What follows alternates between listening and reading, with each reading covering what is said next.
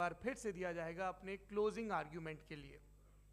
और उसके बाद जो इस बहस के लिए सबसे ज़रूरी चीज़ है कि आप और हम और इंटरनेट पर देख रहे लाखों करोड़ों लोग, उनके सवाल जवाब होंगे। तो आप लोग जो यहाँ मौजूद हैं, आपके हम कुछ सवाल लेने की कोशिश करेंगे। 30 मिनट का वक्त हमने उसके लिए तय कर रखा है। इस तरह से ये 2 घंटे की बहस पूरी होगी। 2-3 बुनियादी बातें हैं जिनका हमें ध्यान रखना है। किसी भी किस्म की नारेबाजी में हमें शरीक नहीं होना है।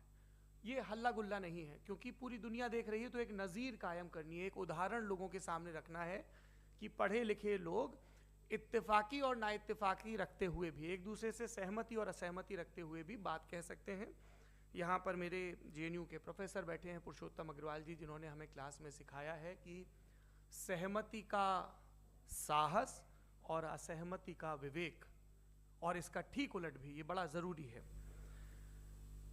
दूसरी बात, ये किसी एक धर्म के बारे में बहस नहीं है, ये बात सबको स्पष्ट होनी चाहिए।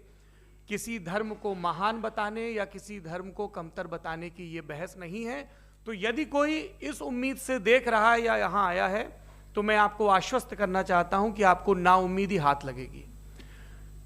इस बहस में बहुत ज़्यादा धार्मिक प्रतीकों के इस्तेमाल को लेकर भी ये दोनों लोग जो अभी आपको गंभीर दिख रहे हैं, भले लोग हैं, कल शाम को चाय पर मिले थे, बहुत हंसी मजाक भी इनके बीच हुआ था, और गलबैयाँ डालते हुए एक तस्वीर भी हुई थी।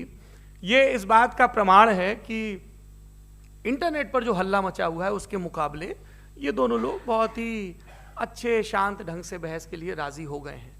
ट्विटर की बातें ट्विटर तक सीमित, एलन मस्क आजकल उसको एक्स कहते हैं। और अब इस बहस की शुरुआत, मैं इन विद्वानों का, हालांकि इनको परिचय की जरूरत नहीं, पर हो सकता है, हमें पत्रकारिता में सिखाया जाता है कि नेवर अज्यूम, विज्ञान भी यही कहता है। मुफ्ती शमाइल नदवी साहब इस्लामिक विद्वान, शिक्षाविद हैं, कोलकाता के वाहियान फाउंडेशन के संस्थापक हैं, लखनऊ की प्रतिष्ठित दारुल उलूम नदवतुल उलमा से ग्रेजुएशन किया है, सोशल मीडिया और सार्वजनिक मंचों पर अध्यापन और बौद्धिक कामों में सक्रिय हैं, और इस समय इंटरनेशनल इस्लामिक यूनिवर्सिटी मलेशिया से PhD कर रहे हैं। अच्छी बात यह है कि पढ़ाई के साथ साथ ट्रैवल ब्लॉग भी बनाते हैं। पेट्रोनस टावर के सामने का ब्लॉग हमने देखा। हमारे साथ जावेद अख्तर साहब हैं।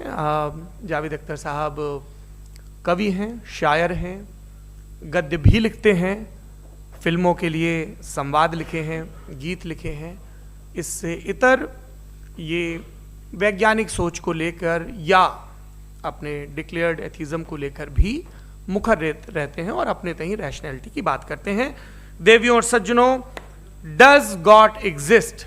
इस सवाल का जवाब सब अपने अपने तहीं खोजने की कोशिश कर रहे हैं। कोई इसको गॉड डैम पार्टिकल की खोज बताता है, कोई गॉड पार्टिकल की खोज बताता है, कोई हिग्स बोसान की खोज बताता है, कोई ये सवाल जवाब तलाशने की कोशिश करता है कि मास एग्जिस्टेंस में आखिर आया कैसे, हुआ क्या था, सृष्टि के पहले, समय के पहले क्या था। और कोई ये कहता है कि ये सारी खोजें जिस मस्तिष्क में हो रही हैं प्रकृति के क्रम में, वो कैसे विकसित हुआ। मैं उम्मीद करता हूं कि हम आज इन बुनियादी सवालों के कुछ जवाब हासिल करने में कामयाब हों।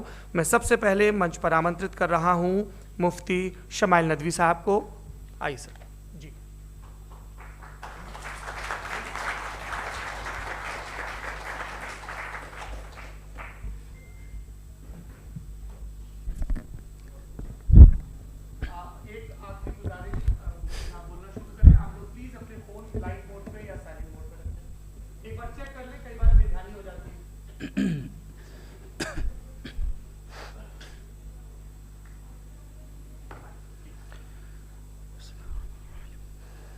तमाम तारीफ़ें उस क्रिएटर के लिए जिसने इस यूनिवर्स को एक मकसद के तहत पैदा किया है। रिस्पेक्टेड जनाब जावेद अख्तर साहब, मिस्टर सौरभ द्विवेदी, और respected audience, thank you all for being here today. आज की डिबेट में चूंकि हम बात करने वाले हैं डज गॉड एग्जिस्ट के टॉपिक पर, तो ये एक ऐसा टॉपिक है जिसके मुताल्लिक कोई भी डिसीजन लेने के लिए अलग अलग स्टैंडर्ड्स हो सकते हैं। लिहाजा डिबेट के शुरू में ये ज़रूरी है कि हम ये जान लें कि आज के इस टॉपिक में कौन सा स्टैंडर्ड सही होगा और कौन सा गलत होगा। सबसे पहला स्टैंडर्ड जिसे मैं समझता हूं कि हमारे रिस्पेक्टेड जनाब जावेद अख्तर साहब बड़ी तेजी के साथ उसकी तरफ लपकेंगे, वो है साइंस। जबकि साइंस दर हकीकत खुदा के एग्जिस्टेंस को डायरेक्टली साबित करने या उसके एग्जिस्टेंस को डिनाई करने के लिए स्टैंडर्ड नहीं बन सकती। और उसकी वजह क्या है, ये मैं नहीं कह रहा, ये वो लोग कह रहे हैं जो साइंस के एक्सपर्ट्स हैं। नेशनल एकेडमी ऑफ साइंस कहती है science doesn't have the processes to prove और disprove the existence of God. Why? क्योंकि साइंस का ताल्लुक एम्पेरिकल एविडेंस से है और एम्पेरिकल एविडेंसेस का ताल्लुक हमारे नेचुरल और फिजिकल वर्ल्ड से है, जबकि गॉड नॉन फिजिकल और सुपर नेचुरल रियलिटी है। लिहाजा नॉन फिजिकल रियलिटी को आप उस टूल के साथ नहीं चेक कर सकते जिसका काम फिजिकल रियलिटी को तलाश करना है। लिहाजा आज इस डिबेट में गॉड की एग्जिस्टेंस को साबित करने या उसे डिनाई करने में साइंटिफिक एविडेंस को एक्सेप्ट नहीं किया जाएगा। दूसरा स्टैंडर्ड हो सकता है रेविलेशन, कि रेविलेशन के जरिए हम यह साबित करें कि गॉड एग्जिस्ट करता है या नहीं। लेकिन यह स्टैंडर्ड भी आज इररेलेवेंट है। क्यों? क्योंकि रेविलेशन मेरे नजदीक सोर्स ऑफ नॉलेज है, वैलिड सोर्स ऑफ नॉलेज है, लेकिन हमारे जावेद अख्तर साहब के नजदीक ये वैलिड सोर्स ऑफ नॉलेज नहीं है।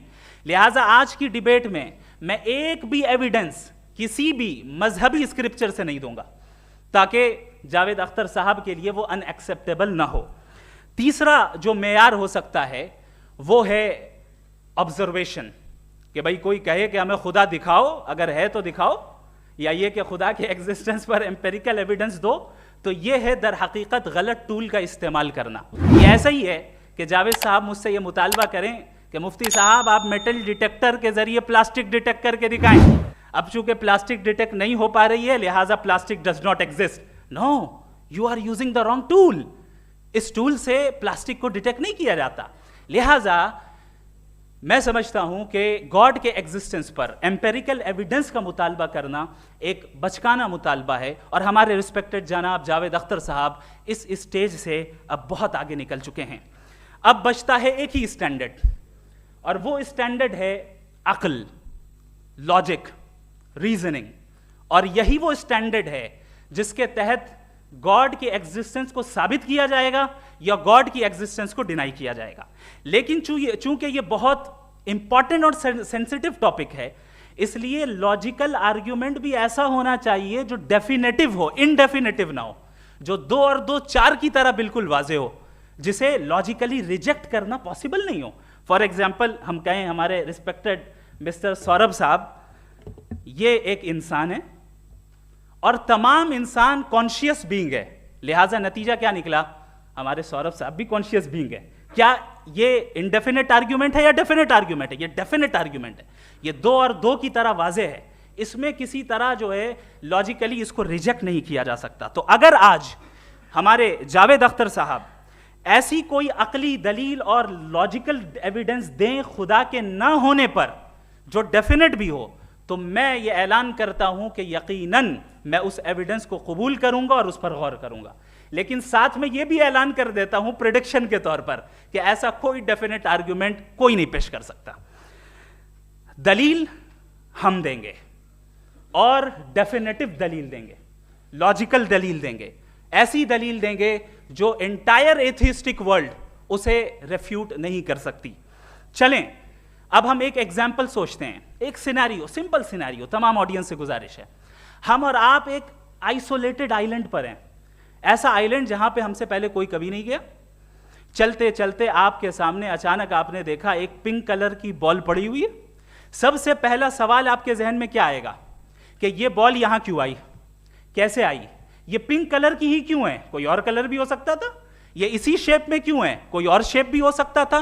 नेचुरली आप इस तरफ पहुंचेंगे कि कोई ना कोई है जिसने इन स्पेसिफिक प्रॉपर्टीज के साथ इस बॉल को बनाया है और यहां पे रखा है। चूंकि आप जानते हैं कि ये जो बॉल है इसका एग्जिस्ट करना जरूरी नहीं है, ये एग्जिस्ट कर भी सकती थी, नहीं भी कर सकती थी, और एग्जिस्ट करना ही था तो किसी और फॉर्म में करती, किसी और कलर में करती। अब आप इस बॉल को एक्सपैंड करते चले जाएं, एक्सपैंड करते चले जाएं, एक्सपैंड करते चले जाएं, यहां तक कि ये बॉल यूनिवर्स के साइज की हो जाए। बताइए कि क्या साइज के बढ़ जाने से सवाल बदल जाएगा? हरगिज नहीं बदलेगा। अभी भी सवाल रहेगा, ये यूनिवर्स कहां से आया, इन स्पेसिफिक प्रॉपर्टीज के साथ कहां से आया, क्यों आया, किसने बनाया, ये सवाल उस वक्त भी वैलिड रहेगा। लेकिन ये सवाल अगर हम जनाब जावेद अख्तर साहब से करें तो चूंकि इनका वर्ल्ड व्यू एथिस्टिक है, और सिर्फ इनका नहीं, मतलब जितने भी एथिस्ट हैं और एथिस्टिक वर्ल्ड व्यू को रखने वाले से अगर आप ये सवाल करें कि ये यूनिवर्स कहां से आया, तो इनका जवाब या तो आर्ग्यूमेंट फ्रॉम इग्नोरेंस होगा या डॉगमेटिक होगा। या तो ये कहेंगे कि मुझे नहीं पता कि ये कहां से आया, लिहाजा गॉड डज नॉट एग्जिस्ट, ये आर्ग्यूमेंट फ्रॉम इग्नोरेंस है। या ये कहेंगे कि ये यूनिवर्स खुद ब खुद बन गया, इसका मतलब ये है कि उस बॉल को भी खुद ब खुद बन जाना चाहिए। लेकिन बॉल के ताल्लुक से ये एक्सप्लेनेशन एक्सेप्ट नहीं की जाएगी कि ये खुद ब खुद बन गई, लेकिन यूनिवर्स के ताल्लुक से कर दिया जाएगा। इसे हम दूसरे अल्फाज में डॉगमा भी कह सकते हैं। दूसरी चीज, हमारे जावेद अख्तर साहब जरूर गॉड ऑफ गैप्स की मिसाल भी जरूर देंगे, और मिसाल देंगे कि पहले ज़माने में बिजलियां कड़कती थी तो लोगों ने किसी एक खुदा की तरफ, और बारिश होती थी तो दूसरे खुदा की तरफ मंसूब कर दिया, उनके पास दलील नहीं थी। ये हमारा वर्ल्ड व्यू है ही नहीं, ये हमारा वर्ल्ड व्यू है ही नहीं, क्योंकि नेचुरल फिनोमेना के प्रोसेस की इंटरप्रिटेशन को जान लेने से ये कहां से साबित हो गया कि गॉड एग्जिस्ट नहीं करता है। इस पर मैं इंशाअल्लाह अभी आगे बात करूंगा। आप हजरात ये भी देखेंगे, और मैं ये एक्सपेक्ट करता हूं कि हमारे रिस्पेक्टेड जनाब जावेद अख्तर साहब जरूर इमोशनल आर्ग्यूमेंट्स भी देंगे, जो कि एक लॉजिकल फेलेसी है जब बात आती है ट्रुथ को डिसाइड करने में। क्यों?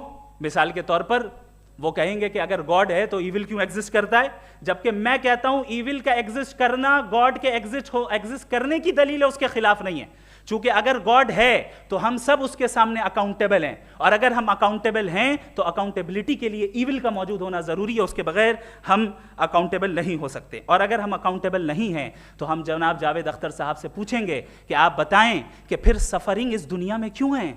अगर खुदा नहीं है तो सफरिंग क्यों है? और उन लोगों के जज्बे का क्या जिनके अंदर सफरिंग के बाद इंतकाम लेने का जज्बा पाया जाता है और वो इस दुनिया से ऐसे ही चले गए, क्या उनकी सारी तकलीफें बेकार चली जाएंगी?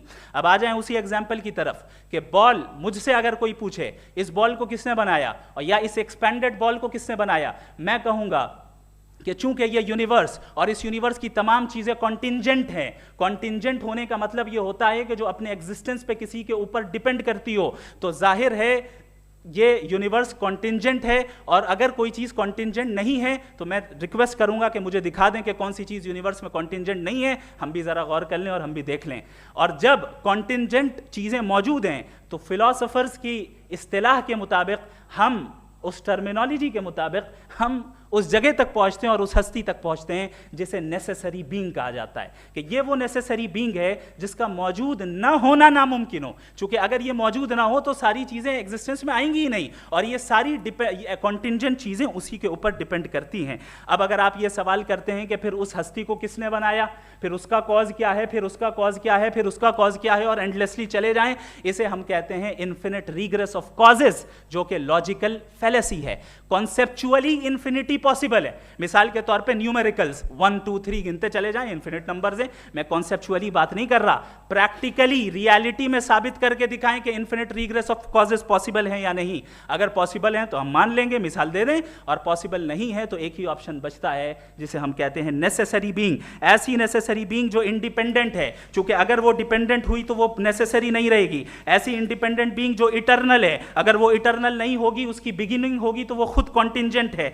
ऐसी बीइंग जो पावरफुल है, क्योंकि कॉन्टिंजेंट को एक्चुअलाइज करने के लिए पावर चाहिए। ऐसी बीइंग जो इंटेलिजेंट है और नॉलेजेबल है, क्योंकि ये यूनिवर्स स्पेसिफिक फॉर्म और स्पेसिफिक लॉज ऑफ नेचर के तहत प्रिसाइजली चल रहा है। Thank you. थैंक यू मुफ्ती साहब।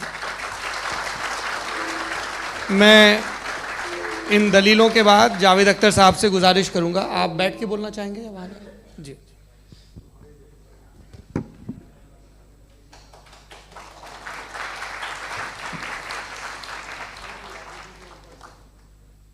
पहले तो मैं मुफ्ती साहब को एक अच्छी खबर देना चाहूँगा कि मेरी नॉलेज साइंस के बारे में बड़ी मामूली है, तो आप फिक्र ना करें उसकी, लेकिन कुछ कॉमन सेंस है मुझ में। देखिए, ये खुदा का तस्वुर कोई नया तस्वुर नहीं है, ये सदियों से रहा है। ये कुछ रिलीजन 3000 साल पुराने होंगे, 4000 साल पुराने होंगे, लेकिन इंसान कोई 10,000 12,000 साल से एग्जिस्ट करता है होमोसेपियन की शक्ल में, और हमेशा कुछ ना कुछ मज़हब रहे। ये मज़हब जाहिलों के नहीं थे, ये मज़हब एक ऐसी ग्रीक सोसाइटी के थे जहाँ बड़े बड़े फिलोसफर्स पैदा हुए। ये मज़हब इजिप्शियंस के थे जिन्होंने पिरामिड्स बनाए थे। ये रोमन्स के थे कि जिनका आर्किटेक्चर और सेनेट यानी पहली बुनियाद डेमोक्रेसी की लिमिटेड थी, मगर डेमोक्रेसी थी, ये उन लोगों ने किए थे। तो इनका जो जुपिटर था, रा था, ज़्यूस था, उन्हें उस पर इतना ही एतमाद था जितना आज किसी मजहबी आदमी को अपने खुदा पे होगा। क्रिश्चियनिटी आने से पहले यूरोप में एक मज़हब था जर्मेनिक रिलीजन। उसका एक खुदा था, उसकी एक बीवी थी, उसके 2 बेटे थे, एक बेटी थी। फिर जर्मनी में जब यूरोप में क्रिश्चियनिटी आई तो वो खुदा, उसकी बीवी और पूरे ख़ानदान चला गया। तो हमने, अगर हम हिस्ट्री देखें तो खुदा जो हैं वो ज़्यादातर फ़नी हैं, वो हमेशा रहे नहीं। और वो जो लोग इन्हें मानते थे उनको आप कहें वो तो जाहिल थे, उन्हें तो कुछ पता ही नहीं था, ऐसा नहीं है। वो अपने वक्त में बड़े काबिल लोग थे और अपने वक्त में उन्होंने बड़े बड़े काम किए हैं, फिलोसफर्स थे, साइंटिस्ट थे, लेकिन उनका मज़हब कहाँ गया, उनके खुदा कहाँ गए? आज जो खुदा हैं दुनिया में लोग उन्हें मानते हैं। आपको क्या मालूम कि कितने बरसों के बाद क्या होने वाला है? हम यूरोप में देखते हैं तो चर्च खाली हैं। तो वक्त के साथ चीज़ें बदलती हैं। जहाँ तक इसका ताल्लुक़ है मज़हबों का, हर मज़हब आपसे एक चीज़ मांगता है, फेथ। ये फेथ क्या चीज़ होती है? What is the difference between faith and belief? ये तो बहुत ही अहमक़ाना बात होगी कि कोई आदमी कहे साहब अगर खुदा है तो मुझे दिखाइए। ये तो जाहिलाना बात हुई। मैंने तो नॉर्थ पोल नहीं देखा है, मगर मैं मानता हूँ कि नॉर्थ पोल है। मैं क्यों मानता हूँ? इसलिए कि अगर ये दुनिया राउंड है तो उसका कोई टॉप होगा। कुछ लोग हैं जो वहाँ गए भी हैं, कॉमन सेंस कहता है कि ऐसा होगा, सबूत है, गवाह है, रीज़न है। तो ये मेरा फेथ नहीं है। तो फेथ में और बिलीफ में डिफरेंस क्या है? जो मज़हब मांगता है आपसे, हर मज़हब फेथ मांगता है। फेथ का मतलब ये है कि ना कोई गवाह हो, ना कोई सबूत हो, ना कोई रैशनल हो, ना कोई लॉजिक हो, ना कोई प्रूफ हो, मगर तुम एक बात को मानो। ये है फेथ। वरना बिलीफ होता। अगर इसमें कुछ भी सबूत होते, गवाह होते, तो फिर इसे आप बिलीफ कहते। जैसे मेरा बिलीफ है कि नॉर्थ पोल है, मेरा फेथ थोड़ी है। फेथ इन तमाम शर्तों को रद्द करता है। तो फिर स्टुपिडिटी क्या है? अगर मैं एक बात ऐसी मानूं जिसकी ना कोई लॉजिक है, ना कोई रैशनल है, ना कोई प्रूफ है, ना कोई गवाह है, ना कोई सबूत है, और मैं उसे मानूं, तो ये स्टुपिडिटी हुई। इसे ही भाई कल को मैं यकीन कर लूं कि एलोन मस्क जो है मेरा भाई है, तो मुझे इंतहाई खुशी होगी, सुकून भी बहुत मिलेगा मुझे। लेकिन और कहे भाई क्यों मानते हो, क्या सबूत है? भाई वो तो अमेरिकन है और तुम तो इंडियन हो, वो तो नस्ल लगे, तुम्हें कभी मिले भी नहीं। साहब देखिए मेरा फेथ है, इस पर बात न किया। फेथ का मतलब ही यह है कि आप प्रूव नहीं कर सकते। अगर आप प्रूव कर सकते हो तो फेथ की ज़रूरत ही नहीं, फिर तो आप बात करेंगे, आप कितनी बहस कर लीजिए। अल्टीमेटली दुनिया का हर मज़हब फेथ पे टिका है, और फेथ का मतलब है एक ऐसा यकीन जिसका कोई सबूत, कोई गवाह, कोई रैशनल नहीं। अब आप ये कहें, क्या आप ये क्यों कह रहे हैं कि साहब ये कायनात किसने बनाई? कमाल ये है कि आपने बताया कि एक आइलैंड पे गए और एक बॉल देखी। आपने ये नहीं कहा कि आइलैंड किसने बनाया, आपको सिर्फ बॉल पे हैरत हुई। हमने आइलैंड पे हमने हैरत नहीं की, होते हैं आइलैंड। इसी तरह ये आइलैंड है, सितारे, ये गैलेक्सीज, ये सब आइलैंड हैं, खला में। हम उन्हें टेकन फॉर ग्रांटेड लेते हैं, हम पूछते नहीं कैसे बनाए। आपने जजीरे के बारे में भी नहीं पूछा है। मेरी पैदाइश कैसे हुई? क्या मैं प्लान्ड पैदा हुआ था? I was plan to be born, या एक लकी स्पर्म था जो किसी एक से चिपक गया? मेरी पैदाइश रैंडम। और इंसाफ जिसे आप कहते हैं, इंसाफ का तो नेचर से कोई वास्ता ही नहीं है। जो आप कहते हैं कि एक दिन इंसाफ मिलेगा, इंसाफ is a human concept, nature में कोई इंसाफ नहीं। अगर शेर हिरन को खा जाता है तो उसे कोई सजा नहीं मिलती। अगर एक आंधी आती है और हरे भरे पेड़ों को उखाड़ के फेंक देती तो आंधियों की जेल नहीं होती है। नेचर में इंसाफ नहीं, इसलिए मुझे नेचर को इंसाफ की ज़रूरत भी नहीं। नेचर तमाम एक है। अब हम कहें कि साहब ये देखिए जो मैंने खाना खाया था ये मेरी आँख तो नहीं यूँ कर दिया उसे, तो इसे सज़ा मिलनी नहीं, वो सिस्टम है, ऐसे ही चल रहा है। नेचर बगैर इंसाफ के है। इंसाफ इज अ ह्यूमन कॉन्सेप्ट।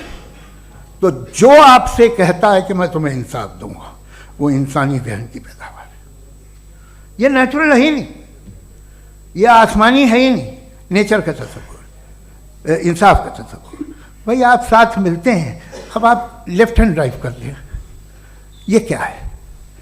तमाम सच, तमाम नेकी, तमाम शराफत लेफ्ट हैंड ड्राइव है। वरना क्या होगा, या तो आप क्रॉस कर देंगे, आपका एक्सीडेंट हो जाएगा, या आप किसी को मार देंगे, या ट्रैफिक जैम हो जाएगा। झूठ, बेईमानी, रिश्वतखोरी, ये तमाम जो है driving on the wrong side है। इसके ऊपर कुछ नहीं। ये तो हमने बनाया, जैसे हमने लेफ्ट हैंड ड्राइव बनाई है।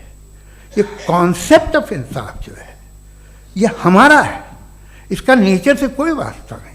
शेर खा जाता है हिरन को, उसे जेल होती है क्या? कुछ भी नहीं, है ही नहीं। तो ये जो दुनिया के रिलीजन प्रॉमिस करते हैं आपसे इंसाफ, इसी से मालूम होता है कि ये मैन मेड है। ये तसव्वुर कहीं और का है ही नहीं। जो नेचर है, कुछ लोग कहते हैं नेचर ही खुदा है, तो नेचर में तो इंसाफ नहीं कहीं।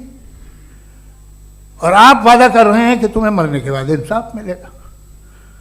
मुझे अगर मिलेगा तो मैं बहुत खुश होऊंगा, लेकिन मैं यकीन नहीं कर पाता हूँ, इसलिए कि मैं फेथ नहीं पैदा कर सकता। The very fact that religions demand faith, इसका मतलब है कि उनके पास जस्टिफिकेशन नहीं है।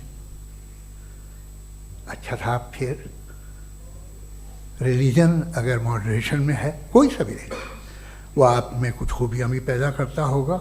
देखिए उससे ये फ़ायदा है, वो फ़ायदा है। अल्कोहल जो है वो ज़्यादातर दवाओं में यूज़ होती है, और एक सर्वे किया गया था अमेरिका में कि लॉन्जेटिविटी किन लोगों की है। तो एक तरफ वो लोग थे जो शराब पीते ही नहीं थे, और एक तरफ वो थे जो एक बोतल शराब रोज़ पीते थे। सबसे ज़्यादा लंबी उम्र उनकी है जो 2 पैग नाप के शराब पीते हैं और खाना खाते हैं। मगर हम शराब को बुरा समझते हैं, मैं भी बुरा समझता हूँ। क्यों? ऐसा होता नहीं। कुछ चीज़ों में आदत होती है कि वो बढ़ती है। आज तक में एक आदमी दूध पीता है, आप 10 साल बाद भी मिलेंगे तो एक ही गिलास पीता होगा। ऐसा नहीं होता, सुबह से दूध पीता रहता है। मिल्कोहलिक मैंने नहीं देखे, अल्कोहलिक होते हैं। ये टेंडेंसी है मजहब की कि वो बढ़ता है, जैसे कैंसर बढ़ता है, जैसे शराब बढ़ती है। कुछ लोग होंगे जो उसे सही तरह से यूज़ करते हैं। मुझे यकीन है कि हमारे मुफ्ती साहब भी उनमें से एक हैं, इनसे बहुत खुशी हुई मुझे इनसे मिलकर।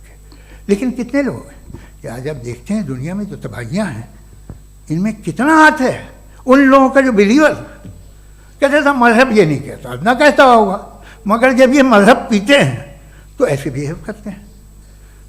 थोड़ा सा अगर हो तो शायद बहुत अच्छी बात, लेकिन शराब थोड़ी सी नहीं रहती, उसमें टेंडेंसी है पहले।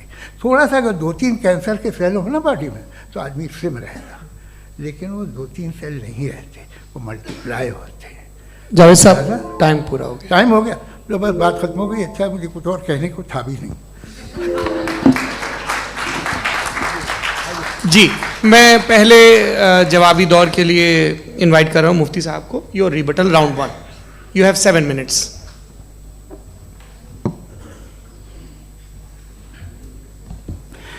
Thank you very much Javed साहब, आपकी बात को सुनकर बड़े महजूज हुए हम लोग। महजूज, do you understand? We enjoyed. Okay, अब थोड़ा सा लॉजिकली उसको हम लोग देखते हैं। दरअसल हम लोगों ने कल गुजारिश की थी मुफ्ती साहब से भी, जावेद साहब से भी, कि हिंदुस्तानी ज़बान आम फहम सबको समझ में आ जाए और जहाँ कहीं आप मुश्किल शब्द इस्तेमाल करें वहाँ बताते भी चलें। Thank you. तो सबसे पहले हमारे रिस्पेक्टेड जावेद साहब ने हवाला दिया कि खुदा फ़ानी है।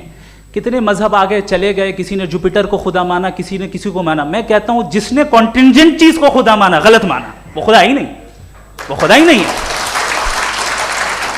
हम तो नेसेसरी बीइंग को साबित करने बैठे हैं, वो नेसेसरी कॉज जो इटरनल है, जो अबदी भी है और अजली भी है। हम किसी और को साबित करने नहीं बैठे। दूसरी चीज उन्होंने कहा कि फेथ एंड बिलीफ, ये एक ऐसी डेफिनेशन है फेथ की जो इन्होंने पहली मर्तबा पेश की है, या माफ कीजिएगा इन्होंने पहली मर्तबा पेश नहीं की है, रिचर्ड डॉकिंस ने पहली मर्तबा पेश की है। मुझे मालूम है ये सोर्स कहां से है। एपिस्टेमोलॉजिकली फेथ और बिलीफ का फर्क आप इस तरह नहीं कर सकते सर। फेथ सही भी होता है, गलत भी होता है, बिलीफ सही भी होता है, गलत भी होता है। जो लॉजिक, रीजन और एविडेंस से बैक्ड होगा वो फेथ सही होगा। और आप जिस फेथ की बात कर रहे हैं कि इलॉजिकल है और उसके पीछे नहीं है, तो we are on the same page.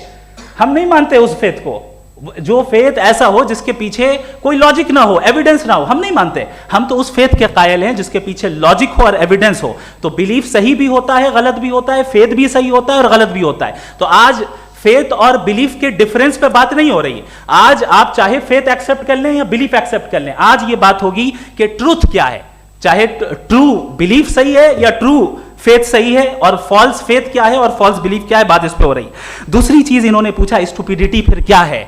अगर फेथ रिलीजन स्टुपिडिटी नहीं है तो और क्या है? चूंकि फेथ का मुतालबा करते हैं तो स्टुपिडिटी क्या है? मैं कहता हूं स्टुपिडिटी एथिज्म है। उसकी वजह यह है कि आप एक सड़क पे जा रहे हो और आप किसी गार्डन में जाएं और देखें वहां लिखा है फूलों के साथ I love Javed Akhtar, and I really do, I love you sir. So जब आप वहां पर पहुंचे तो वहां पहुंचकर अब ये बताएं, क्या आप ये कहेंगे वाह व्हाट अ नेचुरल सिलेक्शन? ये क्या नेचुरल सिलेक्शन है? नहीं, ये प्रिसाइजली डिजाइंड है, इसके पीछे डिजाइनर है। लिहाजा अगर कोई एक ऐसी कॉमन सेंस की बात को कबूल नहीं कर रहा है कि यूनिवर्स जो इतने प्रिसाइजली काम कर रहा है, हम कह दें कि खुद ब खुद बन गई, मैं समझता हूं इससे बड़ी स्टुपिडिटी और कुछ नहीं है। ये इर्रेशनल चीज है। फिर हमारे सर ने कहा कि आपने बॉल पे फोकस किया, आइलैंड पे फोकस नहीं किया। अरे आइलैंड को किसने बनाया यही समझाने के लिए तो बॉल की मिसाल दे रहा हूं। और बॉल भी कॉन्टिंजेंट है, आइलैंड भी कॉन्टिंजेंट है, दोनों नेसेसरी बीइंग का मुतालबा करते हैं। आगे इन्होंने कहा कि नेचर में कोई इंसाफ नहीं है। हम डिसाइड करते हैं कि मोरालिटी क्या होती है, इंसाफ क्या होता है। हम डिसाइड करते हैं, जैसे ड्राइविंग सीट में ट्रैफिक वाला, ये तो किसी खुदा ने नहीं कहा, ये है, इसे कहते हैं फॉल्स इक्विवेलेंस। ये एक लॉजिकल फेलेसी है। आपने जो है मिसाल दी ड्राइविंग की और ट्रैफिक की, ये सब्जेक्टिव मोरालिटी है। आप सब्जेक्टिव मोरालिटी को मिसाल बनाकर ऑब्जेक्टिव मोरालिटी के ऊपर नहीं थोप सकते। इंसाफ की ऑब्जेक्टिव मोरालिटी। अगर आप ये कहते हैं कि नेचर में इंसाफ नहीं है तो इंसाफ का न होना ये नेचुरल हुआ, तो फिर नेचर को नेचर रहने दे, क्यों हम इतना स्ट्राइव कर रहे हैं दुनिया में इंसाफ लाने के लिए? ये तो इलॉजिकल बात है, इर्रेशनल बात है। इसलिए बहुत सी चीजें ऐसी हैं जो ऑब्जेक्टिवली जो है इविल या गुड हैं, और बहुत सी चीजें ऐसी हैं जो सब्जेक्टिवली हैं। सब्जेक्टिवली जो मोरल होता है या इमोरल होता है उसको हम सोशल कंसेंसस से या पर्सनल प्रेफरेंस से डिसाइड करते हैं। लेकिन जो ऑब्जेक्टिव मोरालिटी है जिसमें इंसाफ आया, जो इन्होंने बार बार रिपीट किया, ये ऑब्जेक्टिव है, सब्जेक्टिव नहीं है। अगर आप कहते हैं ये सब्जेक्टिव है तो मेरा सवाल आपसे ये है, क्या सोशल कंसेंसस के जरिए अगर जुल्म को सही करार दे दिया जाएगा तो आप जुल्म को जस्टिफाई करेंगे? दूसरी चीज इन्होंने ये कहा कि 2 पैक शराब पी लें तो वो उतने पे नहीं रहता, बढ़ जाता है। यही मामला मजहब के साथ है। 2 पैक आप पी लें बढ़ेगा, तो ये एक ऐसी मिसाल है, इसको कहीं भी फिट कर लें कि आप एथिज्म पे जब फिट करें, जब आप 2 पैक एथिज्म का लेंगे ना तो वो बढ़ बढ़ के नॉर्थ कोरिया बनेगा। Thank you.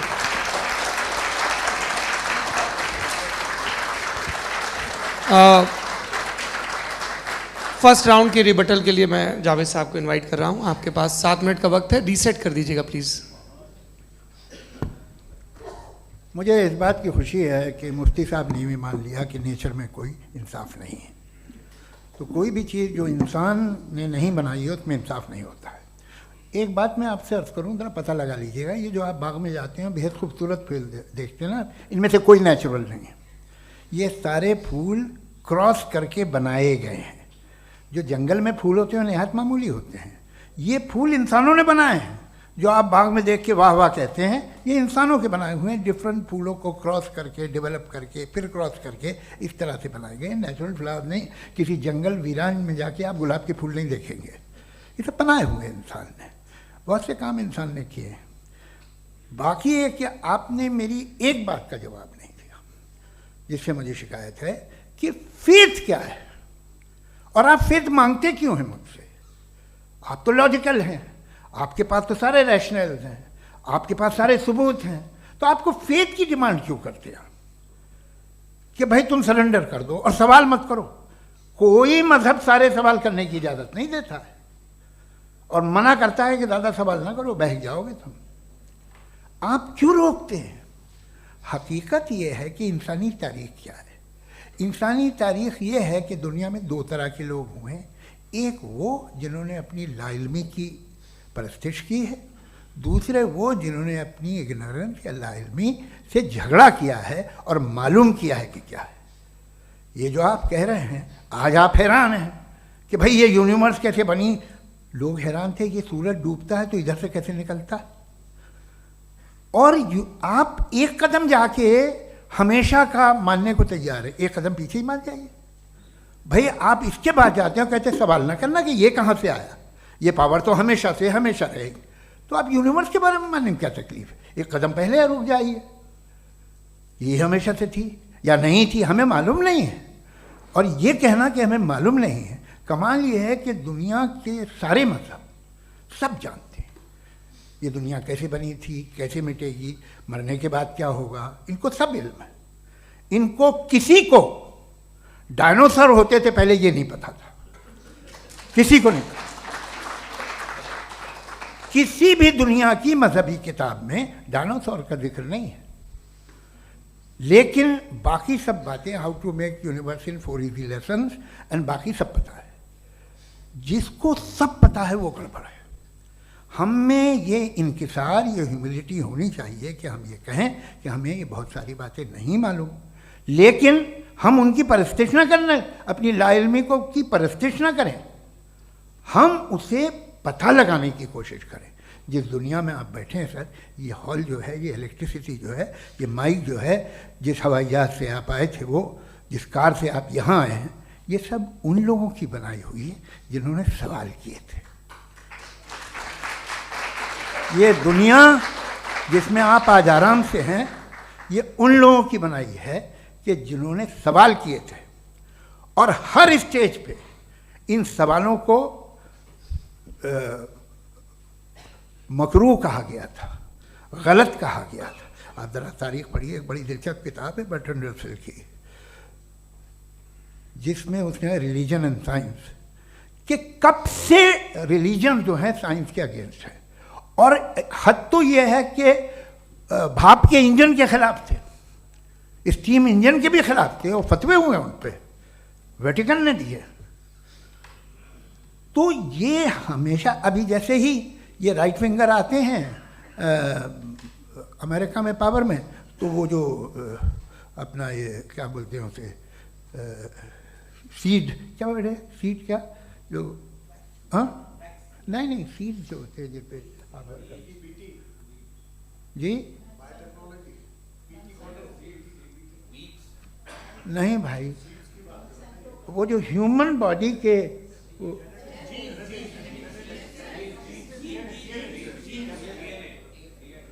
उस पर रिसर्च बंद हो जाती है, रिपब्लिकन नहीं करने देते। अरे भाई इतना डर क्या है तुम्हें? एक ज़माने में बहुत नाराज़ थे ये सारे मजहबी लोग कि ये इंसान तो इंसान बनाने की कोशिश कर रहा है। आपको क्या तकलीफ भाई, बना ले तो बना लेने दो, ये खौफ क्या है? और ये सब आज जो आप कह रहे हैं नामुमकिन है, ये कैसे हुआ, मुझे एक किस्सा याद आता है। जब मैं 6ठी क्लास में था तो मैं मैथमेटिक्स में बहुत वीक था, तो एक टीचर रख दिया गया, उसने 1 2 3 4 5 6 7 को सिखा दिया मुझे। वो दिन मैं भूल नहीं सकता हूँ मुफ्ती साहब, जिस दिन उसने ये बताया कि 1/2 क्या होता है और 3/4 क्या होता है, मुझे ऐसा लगा कि मेरा सर बीच से फट जाएगा। ये आदमी कह रहा है कि जो दीवार के अंदर जाओ वॉक करते हुए। आज हंसता हूँ मैं इस बात पे। तो आज जो बातें आपके जहन से बिल्कुल परे हैं और आप हैरान होते उन्हें देख के, एक वक्त आएगा कि मामूली लगेंगे। और हुआ है, आपकी इंसानी तारीख ही है। इतनी जल्दी सारे फैसले आप मत कर लीजिए, थोड़ा ये ह्यूमिलिटी रखिए कि भाई ये हमें नहीं मालूम।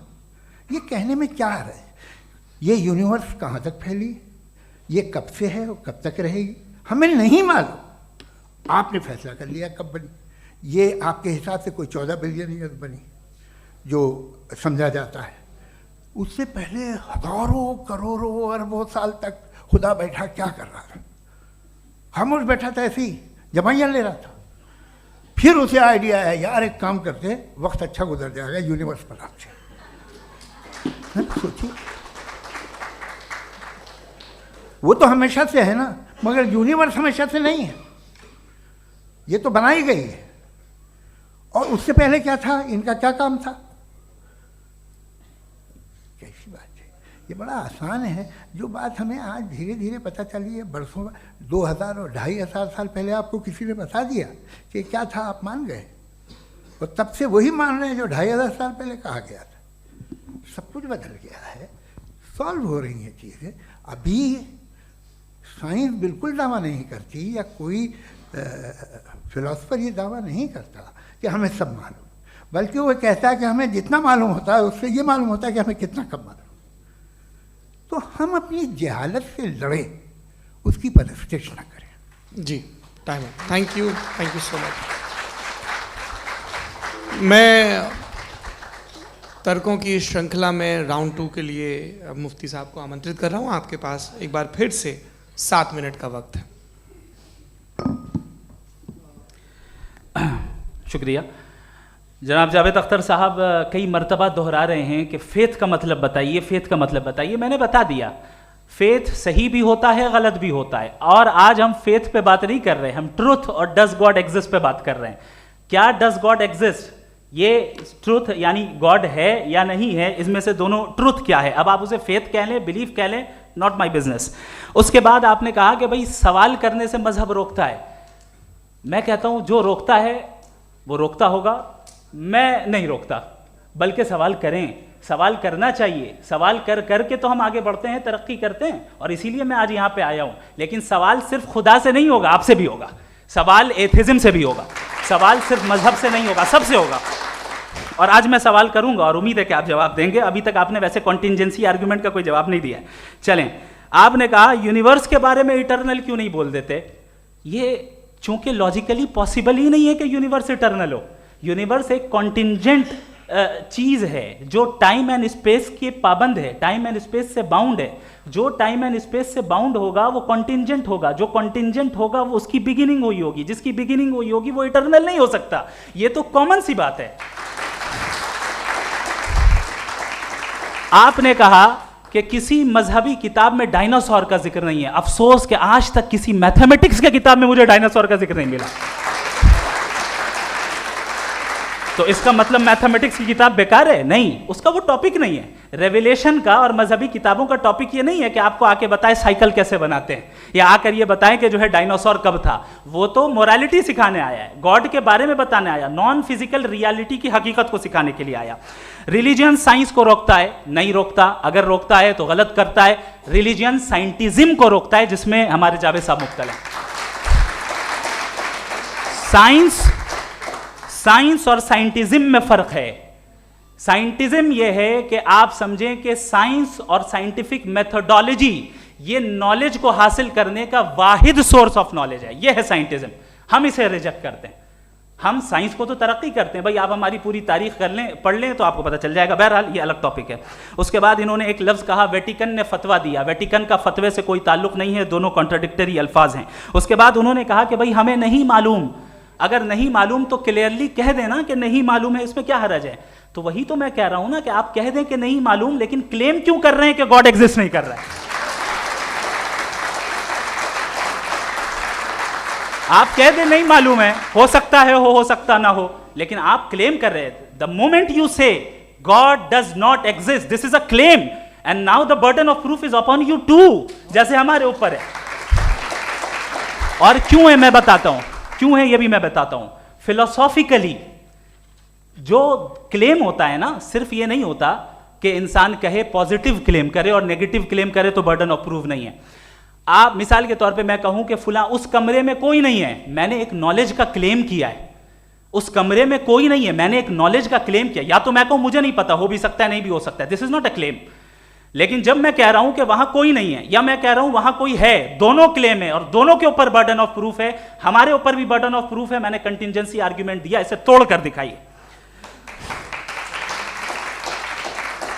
आखिरी चीज, इन्होंने कहा कि खुदा दुनिया बनाने से पहले 150 साल पहले या करोड़ों साल पहले क्या कर रहा था। अरे हजरत, चलें बहरहाल मैं जवाब दे देता हूं, आप हमारे रिस्पेक्टेड पर्सनालिटी हैं, अगर आप नहीं होते तो मैं ऐसे एंटरटेन ही नहीं करता। टाइम, ये 100 साल पहले या 100 साल बाद, पहले बाद में अभी, ये वो अल्फाज हैं जिनका ताल्लुक टाइम से है। टाइम शुरू ही हुआ है यूनिवर्स की बिगिनिंग के बाद, तो उसके पहले खुदा क्या कर रहा था? सवाल इलॉजिकल है, ये फेलेसी है। यानी आप ये कह रहे हैं कि यूनिवर्स के बनने से पहले खुदा क्या कर रहा था? टाइम के बनने से पहले, पहले का ताल्लुक टाइम से, टाइम उस वक्त था ही नहीं, तो ये सवाल ही इनवैलिड है खुदा के ताल्लुक से। दूसरी चीज, आर्ग्यूमेंट ऑफ कंटिजेंसी जो मैंने आपके सामने पेश की है, आपने बार बार ये प्रूफ किया और ये कह रहे हैं कि गॉड ऑफ गैप्स। देखिए, पहले नहीं मालूम था, साइंस ने कर दिया। सिंपल्स की मिसाल से मैं समझा देता हूं। जिस गैप्स की आप बात कर रहे हैं ना, साइंस उन गैप्स को जिन चीज के जरिए भी प्रूव करेगा वो कॉन्टिंजेंट ही होगा, अब चाहे वो फोर्स हो, मैटर हो या एनर्जी हो। लिहाजा सवाल हमारा उस वक्त भी वैलिड होगा जब तक कि आप नेसेसरी बीइंग पे ना आ जाएं, और इन्फिनिट रिग्रेस पॉसिबल नहीं है of causes in practical world, तो जाहिर है कहीं रुकना पड़ेगा, जहां रुकेंगे वही खुदा है। दूसरी चीज, आपने ये कहा, क्या कह रहा था मैं, किस पॉइंट को? What? Oh no, after that, just now. हाँ, जहां रुकेंगे वही खुदा है। बहरहाल, तो टाइम का जिक्र हो गया, गॉड ऑफ गैप, सॉरी, या इसकी एक मिसाल आप ले लें। एक कार है, एक साहब ने देखा कि भाई कार जो है उसके व्हील्स कितने अच्छे लगे हुए हैं, सही जगह पे, स्टीयरिंग जो है कितने अच्छे जगह पे लगी हुई है, और सीट्स कितने वेल डिजाइंड है, कितनी प्रिसाइजली ये कार काम कर रही है, तो जरूर कोई ना कोई इसे क्रिएट किया है, किसी ने क्रिएट किया है। अब जावेद साहब आए और कहे, अरे जनाब बोनेट खोलिए, इसमें इंजन है, इंजन इस कार को चला रहा है, hence prove no one has created the car. This is illogical, this is irrational. आपने इंजन के जरिए उस गैप को तो साबित किया, लेकिन क्या उससे कार की जो क्रिएशन है और उसका जो क्रिएटर है ये इम्पॉसिबल हो जाए? ऐसा पॉसिबल है? उसका सवाल खत्म हो जाए, ऐसा पॉसिबल है? नहीं। आपने गैप्स को फिल करके, कॉन्टिंजेंट चीजों से गैप्स को फिल करके हमारे ऑब्जर्वेशन को और ब्रॉड कर दिया। अब हमें और पता चल गया कि ये जो कार है इसका सिस्टम कितना ज्यादा कॉम्प्लेक्स है। पहले कम समझते थे, अब कॉम्प्लेक्सिटी और ज्यादा वाजे हो गई। अब हमें समझ में आ रहा है कि हमारी सर्टेनिटी और बढ़ गई कि जरूर इस कार को किसी ना किसी ने बनाया। यही मामला यूनिवर्स का है। साइंस हमेशा फिजिकल वर्ल्ड की चीजों को ही फिल करती जाएगी और फिजिकल चीजों से ही करती जाएगी, चूंकि एम्पेरिकल एविडेंस का ताल्लुक फिजिकल वर्ल्ड से है। आप साइंस के जरिए मेटाफिजिकल रियलिटी को कभी साबित नहीं कर सकते। ये रॉन्ग टूल का इस्तेमाल करना है। ये वही काम है कि आप मेटल डिटेक्टर से प्लास्टिक डिटेक्टर करने चलें, जो कि जाहिर है सही नहीं है। Thank you.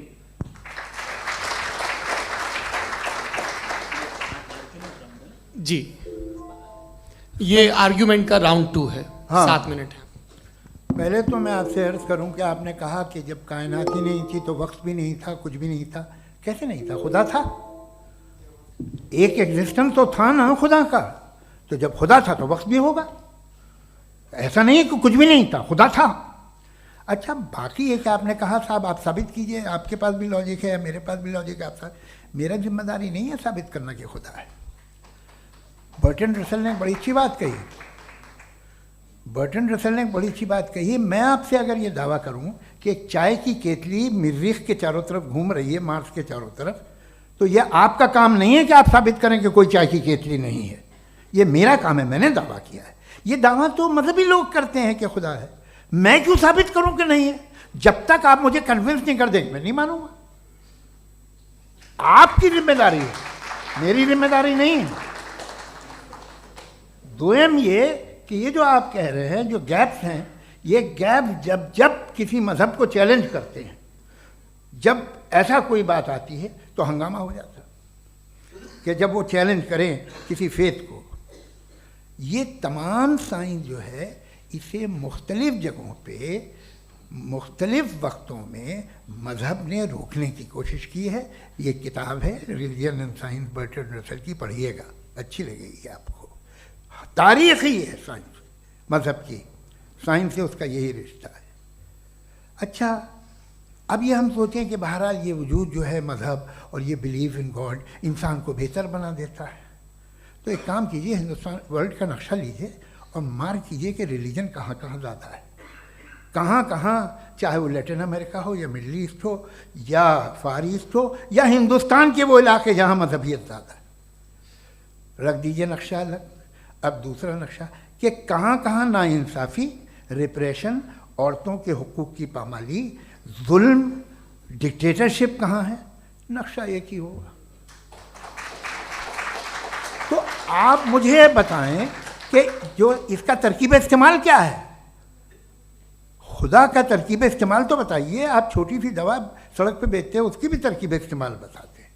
इसके इस्तेमाल से तो फ़ायदा ही नहीं हुआ किसी को। जो सारे के सारे ख़राब मुल्क हैं, ख़राब समाज है, वो सारे जुल्म खुदा के नाम पे करते हैं। वो गलत करते हैं, सही करते हैं, मुझे क्या लेना देना उससे। इस्तेमाल से मालूम होता ना। एक विस्की की बोतल कभी शायद देखी हो आपने, लाल रंग की होती है, उस पर रोशनी और छपड़ाई इंतहाई खूबसूरत लगती है, क्या बिगाड़ रही है किसी का? उसका इस्तेमाल गलत है, इसलिए आप उसे नापसंद करते हैं। इसका इस्तेमाल गलत है, इस तसव्वुर का इस्तेमाल ही गलत है और हमेशा से गलत हुआ है। आप देख लीजिए, इंसानी तारीख देख लीजिए, आज देख लीजिए, हिंदुस्तान देखिए, दुनिया देख लीजिए, क्या हो रहा है। इसे कैसे इस्तेमाल कर रहे हैं? फेथ वाले लोग क्या फेयर हैं, जस्ट हैं, जो अपने खुदाओं पे यकीन रखते हैं, वो किस तरह के लोग हैं? वो लोगों को इंसाफ देते हैं, वो बेहतर इंसान बने। तो इस दवा का फ़ायदा क्या है? चलो बहुत फ़ायदा हो रहा तो मैं इस्तेमाल कर लूँगा, मैं मुझे तो इस दवा का कोई फ़ायदा दिखता ही नहीं। मुझे तो ऐसा लगता, मैं एक और बात बताऊं, अगर कोई आदमी मजहबी है और अच्छा आदमी है तो मैं उसकी बहुत इज्जत करता हूँ, इसलिए कि मेरा ख्याल है मजहबी आदमी का अच्छा होना मुझसे अच्छा होने से ज़्यादा मुश्किल है।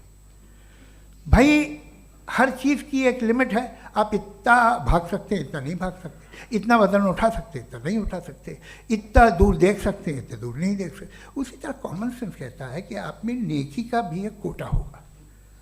अब आप अगर सुबह जाते हैं अपनी इबादत गाह और इबादत करते हैं तो बाहर निकलते हैं तो आप तो यही महसूस करते हैं कि आपने एक बहुत अच्छा काम किया, आपकी नेकी का एक बहुत बड़ा कोटा खर्च हो गया जिससे किसी का कोई फ़ायदा नहीं हो। मैं तो नहीं जाता हूँ तो मुझे तो किसी को खाना खिलाना पड़ेगा, किसी बेवा की मदद करनी पड़ेगी, मैं अपना कोटा कैसे कंज्यूम करूं? आप अपना कोटा सारे मजहबी लोग इंतहाई यूजलेस कामों में यूज़ करते हैं। उसके बाद भी अगर आप में बच्ची है थोड़ी सी शराफत तो भाई वाह क्या बात है।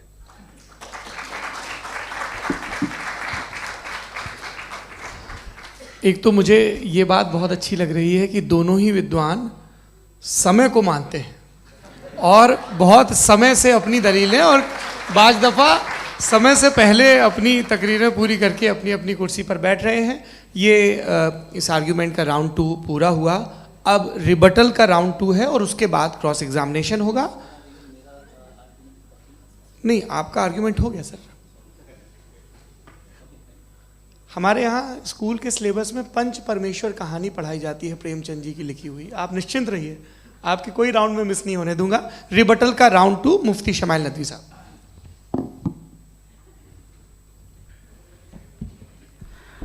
असल में जो हकीकी प्रॉब्लम है, असल प्रॉब्लम है वो ये है कि जावेद साहब के पास कॉन्सेप्ट ऑफ गॉड क्लियर नहीं है।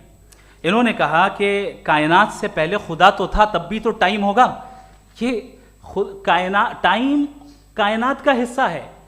हम खुदा, उस खुदा को मानते हैं, नेसेसरी बीइंग का टाइमलेस होना जरूरी है, चूंकि वो टाइम का क्रिएटर है। जब उसने टाइम को क्रिएट किया तो वो खुद टाइम पे कैसे होगा? उसने जब स्पेस को क्रिएट किया तो खुद स्पेस में कैसे होगा? अगर वो टाइम एंड स्पेस को पहले से ही उसका पाबंद है तो फिर किस चीज को उसने क्रिएट किया? लिहाजा ये सवाल गलत है कि खुदा था तो टाइम होगा। बिल्कुल नहीं, टाइम के पाबंद हम हैं, खुदा नहीं है। हम फिजिकल वर्ल्ड से ताल्लुक रखते हैं, वो मेटाफिजिकल रियलिटी है। दूसरी चीज इन्होंने मिसाल दी कि चाय की केतली हवा में घूम रही होगी, और पता नहीं शायद वो बर्टन रसल का उन्होंने हवाला दिया। बहरहाल यही प्रॉब्लम है। प्रॉब्लम यही है कि हम चीज़ों के दरमियान डिफ्रेंशिएट नहीं कर पाते हैं। ये जो आपने मिसाल दी ये इमेजिनेशन है, और मैं जो साबित कर रहा हूं वो लॉजिकल नेसेसिटी है। आप इमेजिन करने आए तो कुछ भी करें, जुपिटर में पिंक एलिफेंट होगा, यूनिकॉर्न होगा, करें, उससे कायनात पे क्या फर्क पड़ता है? उससे आप लॉजिकल नेसेसिटी साबित नहीं कर सकते। मैं तो उस प्राइम कॉज की बात कर रहा हूं, उस नेसेसरी बीइंग की बात कर रहा हूं जिसके बगैर इस कायनात का एग्जिस्टेंस मुमकिन नहीं है। दूसरी चीज, मजहब को साइंस चैलेंज करती है वगैरह वगैरह, ये हमारा टॉपिक ही नहीं है। मैं इस पे बात करूंगा तो फिर मेरा वक्त चला जाएगा। मजहब के ऊपर चूंकि हमारी डिस्कशन नहीं है, साइंस को मजहब और बिलखुसूस मैं और हमारा वर्ल्ड व्यू कम अज कम साइंस को पीछे नहीं करता है, साइंटिज्म की मजम्मत करता है। इसकी वजाहत मैंने पहले कर दी। दूसरी चीज इन्होंने कहा वर्ल्ड का नक्शा लीजिए, वर्ल्ड मैप लीजिए, दो अलग अलग जगह की। हजरत मैंने ये होमवर्क किया था, और मैंने मिडिल ईस्ट का एक नक्शा लिया और यूरोप का एक नक्शा लिया, ये मजहबी इलाका और ये लिबरल और एथीस्ट इलाका। मुझे पता चला कि सबसे ज्यादा रेप केसेस जो हैं वहां पर है।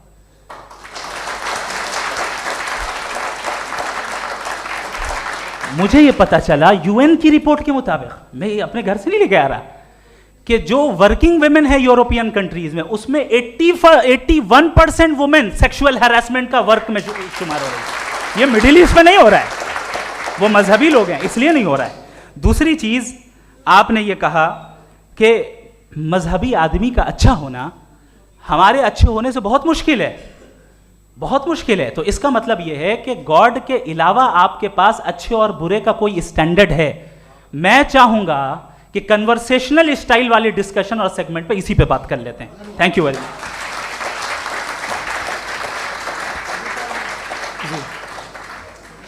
ये रिबटल का राउंड 2 है, आपके पास 5 मिनट का वक्त है, और इसके बाद क्रॉस एग्जामिनेशन शुरू करेंगे। आप चाहें तो जो इन्होंने सवाल पूछे उनके जवाब आप रिबटल में भी दे सकते हैं। जी जी, देखिए पहले तो ये बात कि ये मिसाल गलत नहीं है, गलत है।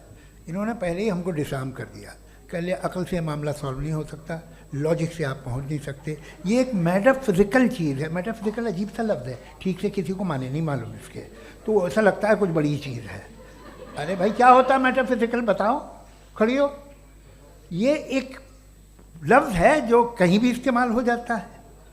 जब आप एक बात कर रहे हैं और आप मुझसे बहस कर रहे हैं तो मुझे मेटाफिजिकल मत बताइए, आप लॉजिकली मुझे प्रूव किए। और अगर लॉजिकली आप नहीं बात करते साहब ये मेटाफिजिकल है, तो फिर हम आप बात क्या कर रहे हैं?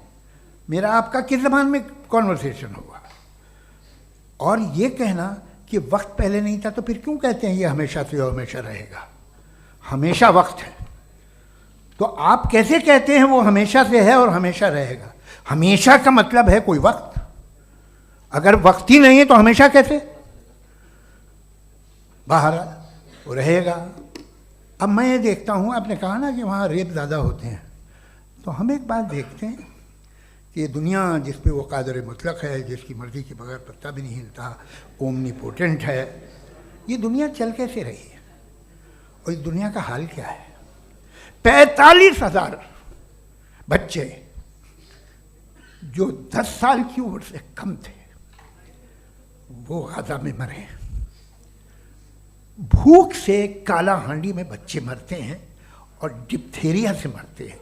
डिप्थेरिया अजीब मर्ज है, गले में जाली बनना शुरू होती है, बच्चा नीला हो जाता है, गरीब का बच्चा, इसलिए कि वो पास इलाज नहीं। ये कादर मुतलक है जो चाहे कर दे, इससे आप दुआएं मांगते हैं हमारी ये काम कर दे वो कर दे, तो इसका मतलब डे टू डे लाइफ में वो इंटरफेयर करता है और ये देख रहा है वो।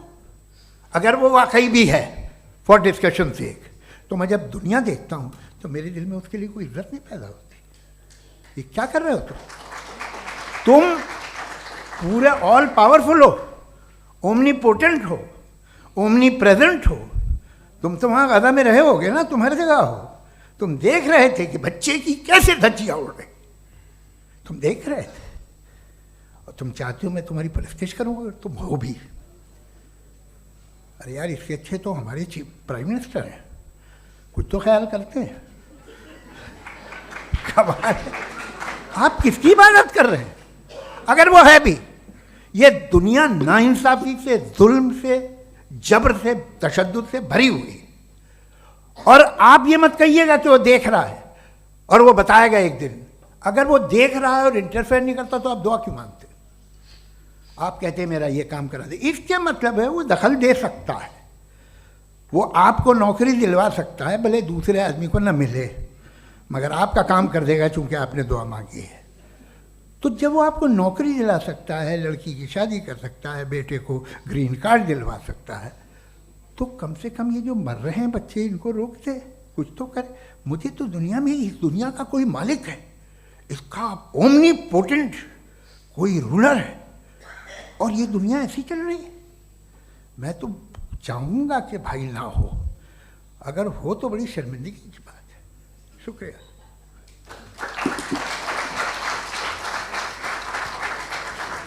देवियों और सज्जनों, इस बहस के 2 राउंड और 2 रिबटल पूरे हो चुके हैं। अब सबसे ज़रूरी और सबसे मुश्किल राउंड शुरू हो रहा है, क्रॉस एग्जामिनेशन का। अब इन विद्वानों की सज्जनता की एक परख भी होगी, और वक्त हमने 16 मिनट का तय किया है। पहला सवाल आप पूछना चाहेंगे? जी बिल्कुल। पहले बोले भी आप आप माइक ले लीजिएगा हाथ में, ये नीचे से ऑन कीजिए। मैं बोलता हूँ, ये डायस हटा सकते हैं क्या हम थोड़ा क्विकली? डायस पीछे कर दीजिए बस थोड़ा सा, है, ताकि ये जो दाएं बाएं लोग बैठे हैं, इसे हटा ही दीजिए। अब हमें वहाँ तो जाने वाले नहीं, आराम से आराम से। दोनों तरफ से हटा दीजिए।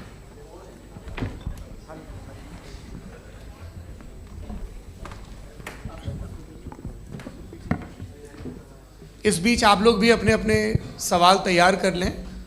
ये ध्यान रखेंगे कि मैं यहाँ से सवाल लूँगा, आप लोगों को अपना हाथ ऊपर करना है, अपना नाम बताना है, और अधिकतम 3 वाक्यों में अपना सवाल पूरा करना है। कई लोग सवाल की जगह भाषण देने लगते हैं, उससे आज बचना है। जी मुफ्ती साहब, पहला सवाल आपका, 16 मिनट हैं, हम दोनों लोगों के सवाल लेंगे। जी जी बहुत शुक्रिया। आपकी जो अभी बात हुई बहुत अहम थी, मैं इसको चाहूँगा कि आगे डिस्कस करूँ, लेकिन चूँकि अभी वो सेगमेंट है क्रॉस एग्जामिनेशन, तो सबसे पहला सवाल आपसे ये है कि जो मैं इतनी देर से कॉन्टिंजेंसी आर्ग्यूमेंट आपको बता रहा था, ये अकल से ही बता रहा था हजरत, आप ये बताएं कि आप इन्फिनिट रिग्रेस ऑफ कॉजेस को पॉसिबल मानते हैं या नेसेसरी बीइंग के एग्जिस्टेंस को सही समझते हैं, चूंकि 2 ही ऑप्शन हो सकता है, आप ये बताएं। देखिए, आपको मैं ईमानदारी से बात करूँ, एक तो मैं कॉन्टिजेंसी वर्ड ठीक से समझता नहीं, और इस वक्त भी जो आपने अंग्रेज़ी के अल्फाज इस्तेमाल किए वो ज़रा थोड़े से मुझे डिफ़िकल्ट और कॉम्प्लिकेटेड लगे, तो आप ज़रा सिंपल ज़बान में सवाल कर सकते हैं? बिल्कुल कर सकता हूँ जी। यूनिवर्स की हर चीज़ कॉन्टिंजेंट होने का मतलब ये है कि वो अपने एग्जिस्टेंस में किसी के ऊपर डिपेंडेड है। जो भी चीज़ डिपेंडेड होगी वो चीज़ इंडिपेंडेंट नहीं हो सकती, तो उसका कोई ना कोई कॉज होगा। तो अब आप क्या समझते हैं कि ये इन्फिनिट रिग्रेस है, यानी कॉज पर कॉज, कॉज पर कॉज, कॉज पर कॉज, और कभी कोई यानी एंडलेसली चलता रहा? क्योंकि अगर ऐसा होगा तो हम तो एग्जिस्टेंस में आते ही नहीं, लॉजिकली ये मुत्तफक अलैह चीज़ है, मुत्तफक अलैह अग्रीड अपॉन। इस पे हमने एग्री किया था कि मुश्किल शब्द आएगा तो अर्थ बताना पड़ेगा। तो इन्फिनिट रिग्रेस तो पॉसिबल नहीं है, तो कहीं ना कहीं आपको रुकना पड़ेगा ऐसे नेसेसरी बीइंग पर। नहीं, कोई ज़रूरत नहीं रुकने की। किसने कहा आप रुकना पड़ेगा? आप रुकते हैं खुदा पे, आप नहीं रुकते। आप कहते हैं वो हमेशा से, जब उस वक्त से है जब वक्त नहीं था। आप कहाँ रुकते हैं कि अब हुआ था वो? आप नहीं कहते। हम क्यों नहीं मान सकते कि यूनिवर्स जो है और बल्कि मल्टीवर्सेस जो है वो हमेशा से हैं, वो बनती हैं, बिगड़ती हैं। एक हमारे यहाँ एक चीज़ है ब्लैक होल, वो समेट लेता है वापस, फिर ब्लास्ट होता है, फिर फैल जाता है, और इसमें हमारी तो खैर कोई औकात ही नहीं है। इंसान की एक छोटे से ज़र्रे पे हम 50-60 साल की उम्र रखते हैं, जो करोड़ों अरबों साल की कायनात है उसमें, और पैदा भी नहायत ही बेहुदा वजह से हुए थे। तो इसमें ये सोचना कि इसकी वजूहात और ये क्यों है, ये डिपेंडेंट है, ये हम देख रहे हैं, क्या मालूम। आप सोचिए कि ये जो फैल रही है कायनात, ये कहाँ फैल रही है, ये कहाँ जा रही है, और ये फैल क्यों रही है। अरे बना ली थी तुमने, रुको भैया, काफ़ी है। ये फैल क्यों रही है, ये और कौन सी कायनात, जिसे मैं दूरबीन से देखता हूँ तो 2 बिलियन लाइट ईयर पे है, उससे मेरा कोई वास्ता ही नहीं है। 2 बिलियन ईयर यानी अगर मैं 80,000 माइल्स पर सेकेंड से चलूँ तो 20 करोड़ साल में वहाँ पहुँच जाऊँगा। इसकी ज़रूरत क्या थी। ये दुनिया, ये कायनात तो इंसान अशरफुल मखलूक़ात के लिए बनाई गई ना। तो ये सब ये टर्म समझ में नहीं आया, इसमें कोई ख़ास समझने वाली बात थी भी नहीं। ये जो अल्टीमेट कहा यह जाता है कि ये जो पूरी यूनिवर्स है, ये जो दुनिया है, ये इंसान के लिए बनाई गई। अच्छा, ये सब इंसान के लिए, क्यों साहब, सही है ना। बिल्कुल, लेकिन इसका ये मतलब नहीं कि किसी चीज के पीछे रीजन आपको नहीं पता तो रीजन नहीं है, इसे कहते हैं नहीं, मुझे नहीं पता, लेकिन मेरी जिम्मेदारी नहीं है। वो बिल्कुल सही कहा था उसने, बर्टन रसल ने, आपने उसे मजाक में टाल दिया कि भाई आप एक दावा कर रहे हैं, मैं क्यों कहूँ कि ये गलत है दावा, आप प्रूफ कीजिए, मेरे पे जिम्मेदारी ही नहीं है, मैंने थोड़ी कहा है, आप प्रूफ कीजिए कि ये सही है। आप आर्ग्यूमेंट ऑफ कंटिजेंसी का जवाब ही नहीं दे सवाल रहे हैं। पूछना चाहेंगे? आप सवाल पूछना चाहेंगे मुफ्ती साहब से, क्योंकि ये क्रॉस एग्जामिनेशन का दौर है। आप जैसे पहले बोल रहे थे फेथ को लेके कुछ, मैं ये पूछना चाहूँगा कि खुदा ने जो भी रेवलेशन किए हैं, एक मज़हब के नहीं बहुत से मज़हबों में किए हैं, अलग अलग रेवलेशन है। कहीं कुछ एक बातें हैं, कॉन्ट्रडिक्शन भी है आपस में, कहीं कुछ आप कर सकते हैं, कहीं कुछ नहीं कर सकते। ऐसा नहीं है कि सबकी कोड ऑफ मॉरल एक है। तो ये किस्सा क्या है।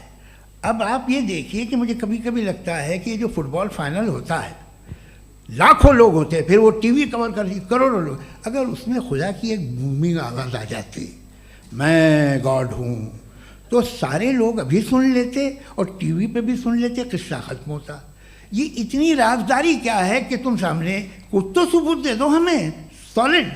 ये कह साहब ये यूनिवर्स कैसे बनी, इससे मसला क्या हल होगा। मैं पूछूंगा आपसे खुदा कैसे बना, क्यों नहीं पूछूंगा कैसे बना, बल्कि वो तो कायनात से कहीं ज़्यादा इंटेलिजेंट है, कायनात से कहीं ज़्यादा कॉम्प्लेक्स जी, वो हमेशा से है। आप कहेंगे मैं मान लूँगा। अच्छा, दोयम वो कादिर मुतलक, यानी कादिर मुतलक का मतलब ओमनीपोटेंट, वो जो चाहे कर सकता है, आपको नौकरी दिलवा सकता है, आपकी अच्छी जगह शादी करवा सकता है, आपके पड़ोसी का मुकदमा हरवा सकता है, आपको जिता सकता है, सब काम करता है। थोड़ा सा माइक क्लोज जी। वो इस दुनिया को चला कैसे रहा है, ये दुनिया कैसे चल रही है, आपको इस पर हैरत नहीं होती। या क़यामत के बाद कभी एक जस्टिस होगा, जब ये बच्चा मर चुका होगा, जिसकी धज्जियाँ उड़ गई बम से, इसको इंसाफ मिलेगा तब। अच्छा, अब जवाब दूं? हाँ जी, मैं इसीलिए आप की तरफ। सबसे पहले आपने रेवलेशन और स्क्रिप्चर्स की बात की, इस पे मैं बात कर सकता हूं, लेकिन आज नहीं करूंगा चूंकि वक्त कम है, कभी और इस पे डिस्कस करेंगे। मैं तैयार हूं उस पे भी बात करने के लिए। ये अभी से राउंड 2 की भूमिका तय हो रही है। डज गॉड एग्जिस्ट राउंड 2 जी।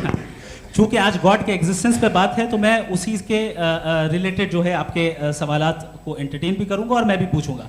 आपने कहा कि आपने साबित ही नहीं किया, जबकि आर्ग्यूमेंट ऑफ कॉन्टिजेंसी बुनियादी आर्ग्यूमेंट है। आप मुझे कॉन्टिजेंसी का मतलब बताइए, आपका मतलब क्या है कॉन्टिजेंसी? कॉन्टिजेंसी का मतलब यह हुआ कि हर वो वजूद जो किसी भी चीज का पाबंद है, हर वो वजूद या हर वो चीज जो अपने एग्जिस्टेंस में किसी भी चीज के पाबंद है और उससे बाउंड है, उसको उसकी ज़रूरत है, उस पर डिपेंड करती है, तो जाहिर सी बात है कि उसका कोई ना कोई कॉज होता है। ये तो अक्ल की बात है। ये आप रीजनिंग की बात करते हैं, मैं वही कर रहा हूं। दूसरी चीज, आपने ये बात कही कि इतने बिलियन लाइट ईयर्स दूर है, उसका मेरा क्या लेना देना। फिर मेरे ख्याल से आपको ये नहीं कहना चाहिए I think therefore I am an atheist. आपको सोचना चाहिए, सिर्फ आप एक लिमिटेड दायरे में रहकर नहीं सोचें, बल्कि बाहर निकलकर सोचें। आपने तीसरा सवाल किया, आपने 2-3 सवाल एक साथ। ऐसी बातें ना कीजिए, कुछ लोगों को इतराज हो जाएगा आप पे कि आप कुछ भी सोचिए, ये इजाज़त आपको है नहीं, मुझे है।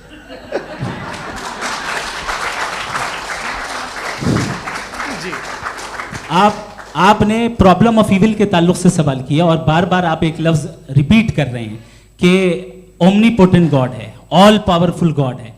यही तो दरअसल समझना है कि गॉड का कॉन्सेप्ट क्या है। प्रॉब्लम ऑफ इविल जो है, प्रॉब्लम ऑफ इविल दर हकीकत दो असम्पशंस पर कायम है। अगर आप इन दो असम्पशंस को समझ जाएं तो ये प्रॉब्लम नहीं रहेगी, आर्ग्यूमेंट आपको समझ में आ जाएगी कि ये कोलैप्स कर जाता है। पॉइंट नंबर 1, यानी जो आपका सबसे पहला फॉल्स असम्पशन है कि गॉड मर्सीफुल है, ओमनीपोटेंट है, दुनिया में जुल्म हो रहा है। लेकिन आपको ये समझना चाहिए कि हमारे वर्ल्ड व्यू के मुताबिक गॉड सिर्फ ओमनीपोटेंट और सिर्फ मर्सीफुल नहीं है, बल्कि वो ऑल वाइज भी है और वो ऑल नोइंग भी है। उसके हर काम के पीछे हिकमत और विजडम है। ये कोई जरूरी नहीं है कि वो हिकमत और विजडम आपको समझ में आए या मुझे समझ में आए। अगर आप जो समझ रहे हैं उसके मुताबिक आप फैसला कर रहे हैं, ये लिमिटेड पर्सपेक्टिव से आर्ग्यूमेंट है। और इस चीज को हम अपनी दुनिया में, अपने लाइफ में, डेली लाइफ में इस प्रिंसिपल को एक्सेप्ट करते हैं। हम जब किसी डॉक्टर के पास जाते हैं, डॉक्टर के पास जाकर वो अगर उसने हमें कोई दवाई दी है तो हम ये तो नहीं कहते कि जब तक आपके पास जितना नॉलेज और जितना विजडम नहीं है, आपने क्यों ये दवाई दी है, तब तक हम इस चीज को एक्सेप्ट नहीं करेंगे। नहीं कहते, हम उसकी अथॉरिटी को तस्लीम करते हैं। क्यों? क्योंकि उसकी हम जानते हैं कि वो नॉलेजेबल है, वो विजडम वाला है, हमसे ज्यादा नॉलेज और हमसे ज्यादा विजडम है। बताएं सर। नहीं, डॉक्टर में और खुदा में बड़ा डिफरेंस है। डॉक्टर पढ़ा लिखा होता है एक, तो मैं उसकी बात सुनूंगा। दो ये नहीं, कुछ जवाब तो ये भी नहीं है सर। प्लीज, अगर सब ऑडियंस से बोलने लगेंगे तो फिर मतलब नहीं सिविलाइज्ड बहस का। मतलब आप ये कहें कि चूंकि आप डॉक्टर पे बिलीव करते हैं इसलिए खुदा पे बिलीव की है, क्या ये मिसाल आपको समझाने के लिए आर्गुमेंट है, इस पे आपको एतराज नहीं है। तो सिंपल बात ये है कि मैं अगर ये यकीन कर लूँ कि एक ओमनीपोटेंट, उसकी मसलहत है, ये जो बच्चे मर रहे हैं ये मसलहत है उसकी, मुझे नहीं चाहिए इसकी मसलहत। उसकी मसलहत नहीं, यही तो समझना है, मतलब एक्सपीरियंस। अच्छा, इस आपने अभी मेरी बात पूरी सुनी नहीं। मैंने कहा आपका पूरा आर्ग्यूमेंट दो फॉल्स असम्पशंस पर है। एक फॉल्स असम्पशन मैंने बता दिया, दूसरा फॉल्स असम्पशन ये है कि इस दुनिया में इविल के होने का कोई गुड रीजन नहीं है, जबकि हमारे पास बाज रीजंस मौजूद हैं, हमारे पास बाज वजूहात मौजूद हैं। अगर इस दुनिया में इविल ना हो तो आप गुड को डिफाइन कैसे करेंगे? अगर जुल्म ना हो आप इंसाफ को समझेंगे कैसे? अगर तारीकी ना हो तो आप लाइट को समझेंगे कैसे? बहुत अच्छे। अभी और सुन लें, अभी और बाकी है। ये तो बात बहुत पसंद आई साहब मुझे, कि जब तक रेप ना हो तब तक औरतों की इज्जत का ख्याल आपने मेरा जवाब पूरा सुना ही नहीं। जब तक के बच्चों का कत्ल ना किया जाए तब तक आपको बच्चों की मासूमियत की इज्जत। आपने पूरा जवाब सुना ही नहीं। क्या बात है, क्या आपने नुक्ता निकाला? आपने पूरा जवाब सुना ही नहीं। आप सुन लें, मेरी बात सुन लें। ये मैंने आपको एक चीज बताई। दूसरी चीज, इस दुनिया में हम आए हैं टेस्ट के लिए, हमारा टेस्ट हो रहा है और हर इंसान का अलग अलग अंदाज में टेस्ट होता है। और इस दुनिया में अगर इविल मौजूद है तो वो इविल जरिया है हमारे अंदर ह्यूमन नोबल क्वालिटीज को डेवलप करने का और अलग अलग फील्ड में प्रोग्रेस करने का। और अगर हमारे अंदर और इस दुनिया में इविल नहीं होता तो बताइए टेस्ट का मतलब क्या होता? अगर मैं अपने स्टूडेंट को एमसीक्यूज दूं और उसमें सिर्फ राइट आंसर लिख कर दे दूं और कहूं तुम्हारा टेस्ट हो गया, ये मीनिंगलेस है। इस दुनिया में अगर हम टेस्ट के लिए आए हैं तो जाहिर है गुड एंड इविल दोनों मौजूद है। बताइए। तो अगर गुड एंड इविल दोनों मौजूद है तो ये इविल भी खुदा का बनाया हुआ है? जी हाँ, खुदा का बनाया हुआ है। लेकिन अच्छा, चलो अच्छी बात। जी बिल्कुल, तो बिल्कुल खुदा ने बनाया। अभी तो ये है कि जो मेजॉरिटी है दुनिया में वो इविल है, तो ये खुदा एक्चुअली इविल के साइड पे लग रहा है मुझे। बिल्कुल भी नहीं, मैं बताता हूं। मेजॉरिटी में तो वो है। क्या बात कर रहे हैं भाई आप? कोई भी जो मुंसिफ होगा, चाहे आपका अपना घर हो जिसके आप सबसे बड़े हैं, चाहे आपकी ऑर्गेनाइजेशन हो जो आप चलाते हैं, वहां पर आप इविल रखेंगे साबित करने को कि बाकी लोग शरीफ हैं? मेरी बात सुन, क्या ये आर्ग्यूमेंट ही गलत है? अगर कि जब तक के कोई इविल नहीं होगा तब तक के शरीफ आदमी शरीफ नहीं लगेगा। अगर एग्जामिनर गलत ऑप्शन दे रहा है तो एग्जामिनर इविल नहीं हो गया, जो गलत ऑप्शन को सेलेक्ट कर रहा है वो फेल होगा। क्रिएटर ने इविल को बनाया है लेकिन वो इविल नहीं है। अच्छा सुनिए मेरी बात, लेट मी कंप्लीट सर। जी जी। क्रिएटर ने इविल को बनाया है टेस्ट के लिए, वो इविल नहीं है। इविल वो होगा जो उसे इख्तियार करेगा। छुरी को बनाने वाला गलत नहीं होता है, छुरी का गलत इस्तेमाल करने वाला गलत होता है। रेप को कैसे गलत इस्तेमाल करते हैं? इंसान के फ्री विल का नतीजा ये रेप कैसे गलत इस्तेमाल होता है? ये मुझे अब सुन लें, अब सुन लें। गलत इस्तेमाल होता हाँ, मैं बता रहा हूँ ना, रेप कैसे गलत मैं बता रहा हूँ जी। कि जो इविल इस दुनिया में मौजूद है उसके कई सारे तरीके हैं। एक तरीका इंसान का अपना फ्री विल है। अब अगर कोई रेपिस्ट रेप कर रहा है तो इसका गॉड का कसूर नहीं है, वो अपने फ्री विल का गलत इस्तेमाल कर रहा है, उसको सजा मिलनी चाहिए। अच्छा। और उसी के लिए जहन्नम बनाई गई है। ये फ्री विल का भी बड़ा चक्कर। आप जब कोई बुरा काम करते हैं या कोई बुराई होती है तो ये कहा जाता है कि ये फ्री विल है। 7 billion free wills are moving on this planet. 7 billion free will. और एक आदमी अपनी फ्री विल से मुझे कत्ल कर दे तो मैं खुदा की मर्जी से मरा हूँ कि इसकी फ्री विल की वजह से? मेरी मौत खुदा के हाथ है या ये फ्री विल वाले के हाथ है? खुदा ने फ्री विल का निजाम बनाया है और उस निजाम का गलत इस्तेमाल करके कोई आपको मार रहा है, इस्तेमाल करके मेरा कत्ल कर देता है। अब मेरी मौत का जिम्मेदार कौन है? वो इंसान जिम्मेदार है। वो इंसान। जी। तो ये कहना कि और उसको खुदा ही जिंदगी उसको सजा का- मिलेगी। तो अब आप आगे चलिए कि ये तय करना कि अल्लाह ही या अल्लाह ने खुदा ही जिंदगी देता है, खुदा ही मौत देता है, ये गलत है।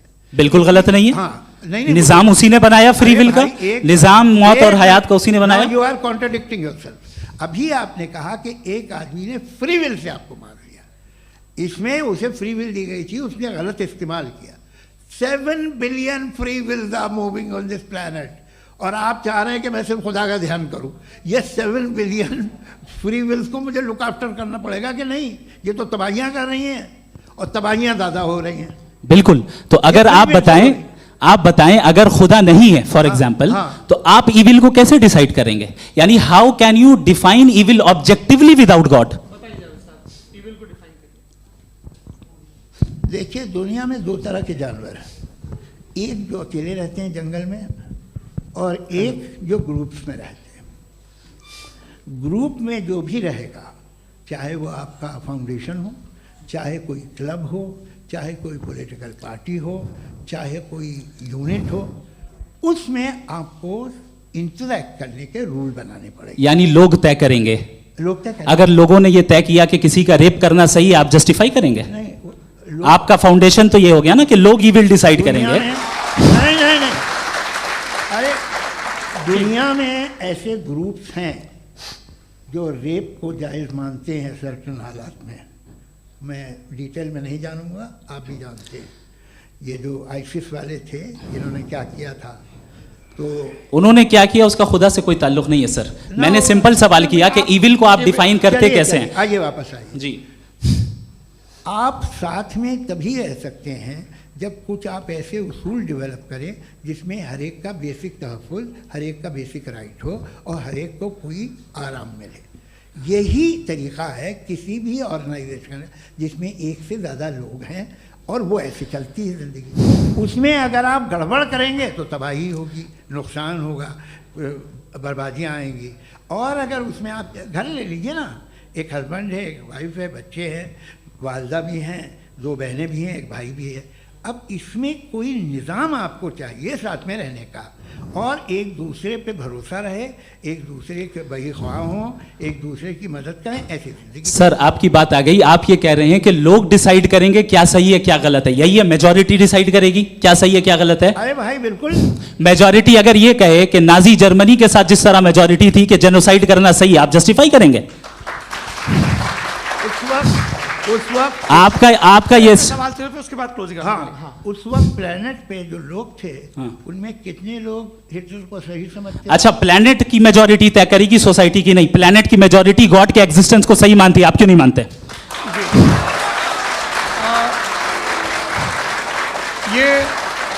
हेलो ये क्रॉस क्वेश्चन का राउंड यहाँ पर समाप्त होता है। और ये बड़ा अच्छा है कि इस तरह से फ्रेगमेंट कर दिया गया है ताकि जो मरकरी ऊपर जा रहा है नीचे जवाब आ दे जाए। दूं। जी। प्लेनेट की ज़्यादातर मेजॉरिटी कुछ दूसरे मजहबों के खुदा को मानती है। आप उन्हें क्यों नहीं, आप तो मेजॉरिटी की बात कर रहे अच्छा, हैं। ये मैंने क्लोजिंग majority की बात- आप ये कह रहे हैं इविल और गुड को डिसाइड मेजॉरिटी करेगी। मेजॉरिटी जो कर दे वो सही हो जाएगा। अरे क्लोजिंग इसको जैसा आप ही लोगों ने तय किया है उसी फॉर्मेट को फॉलो कर लेते हैं। हाँ भाई, मैंने तो भले लोगों पे एतबार किया और तब मॉडरेशन तय किया, जी, आपके पास 5 मिनट का वक्त है, क्लोजिंग आर्ग्यूमेंट है, उसके बाद हम ऑडियंस से क्वेश्चन आंसर लेंगे जावेद साहब के क्लोजिंग आर्ग्यूमेंट के बाद। ओके, टाइम स्टार्ट्स बहुत शुक्रिया जी। हमारा जो टॉपिक है डज गॉड एग्जिस्ट, मैं इस पे इतने एकेडमिक तैयारी करके आया था, मुझे था कि मैंने सोचा था कि कई सारे मैं आर्ग्यूमेंट्स दूंगा, लेकिन वक्त की भी किल्लत और जावेद साहब बार बार इधर उधर चले जा रहे थे तो उसको भी थोड़ा एंटरटेन करना पड़ गया।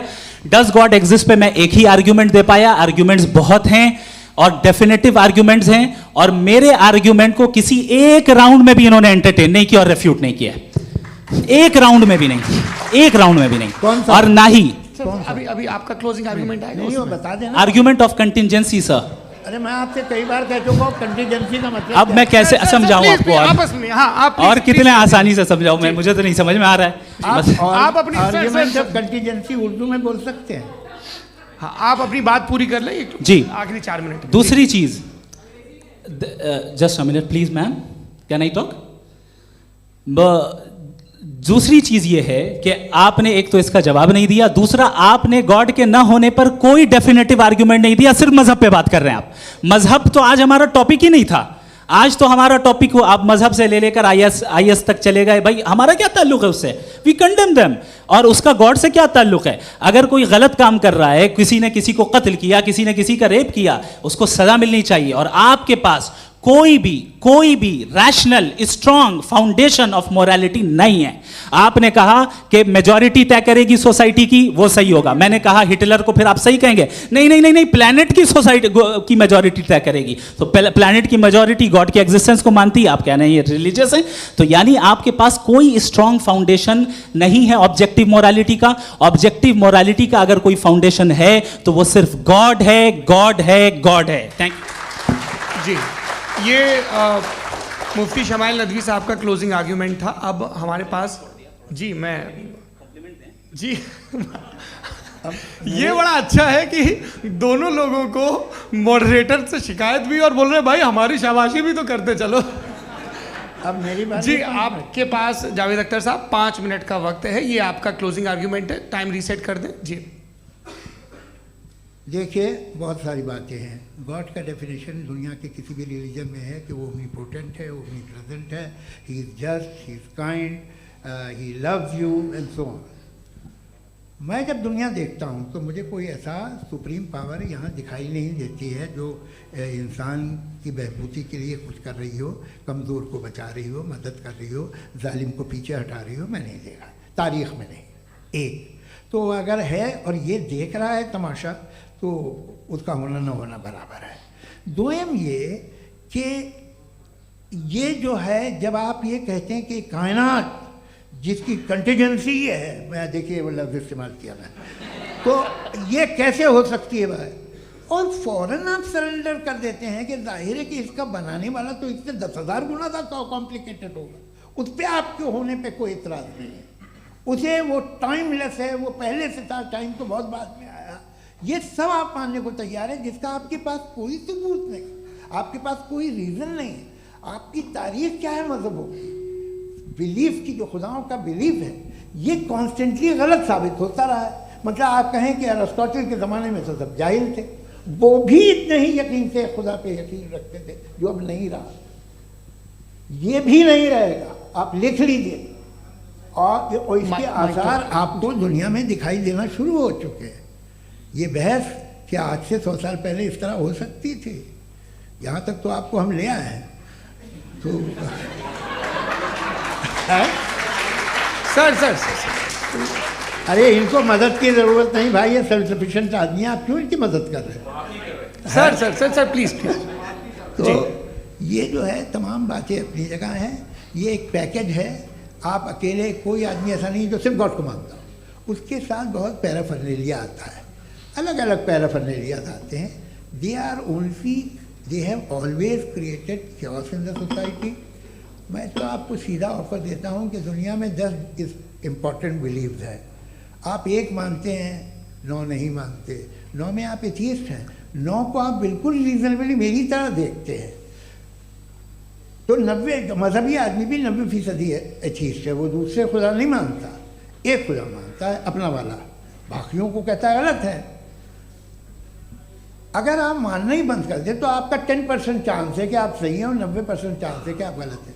मेरा मशवरा है आप मानना छोड़ दिए तो 50% चांस होगा कि आप सही हैं और 50% चांस होगा, 40% आप गेन करेंगे बाय बिकमिंग एन एथीस्ट।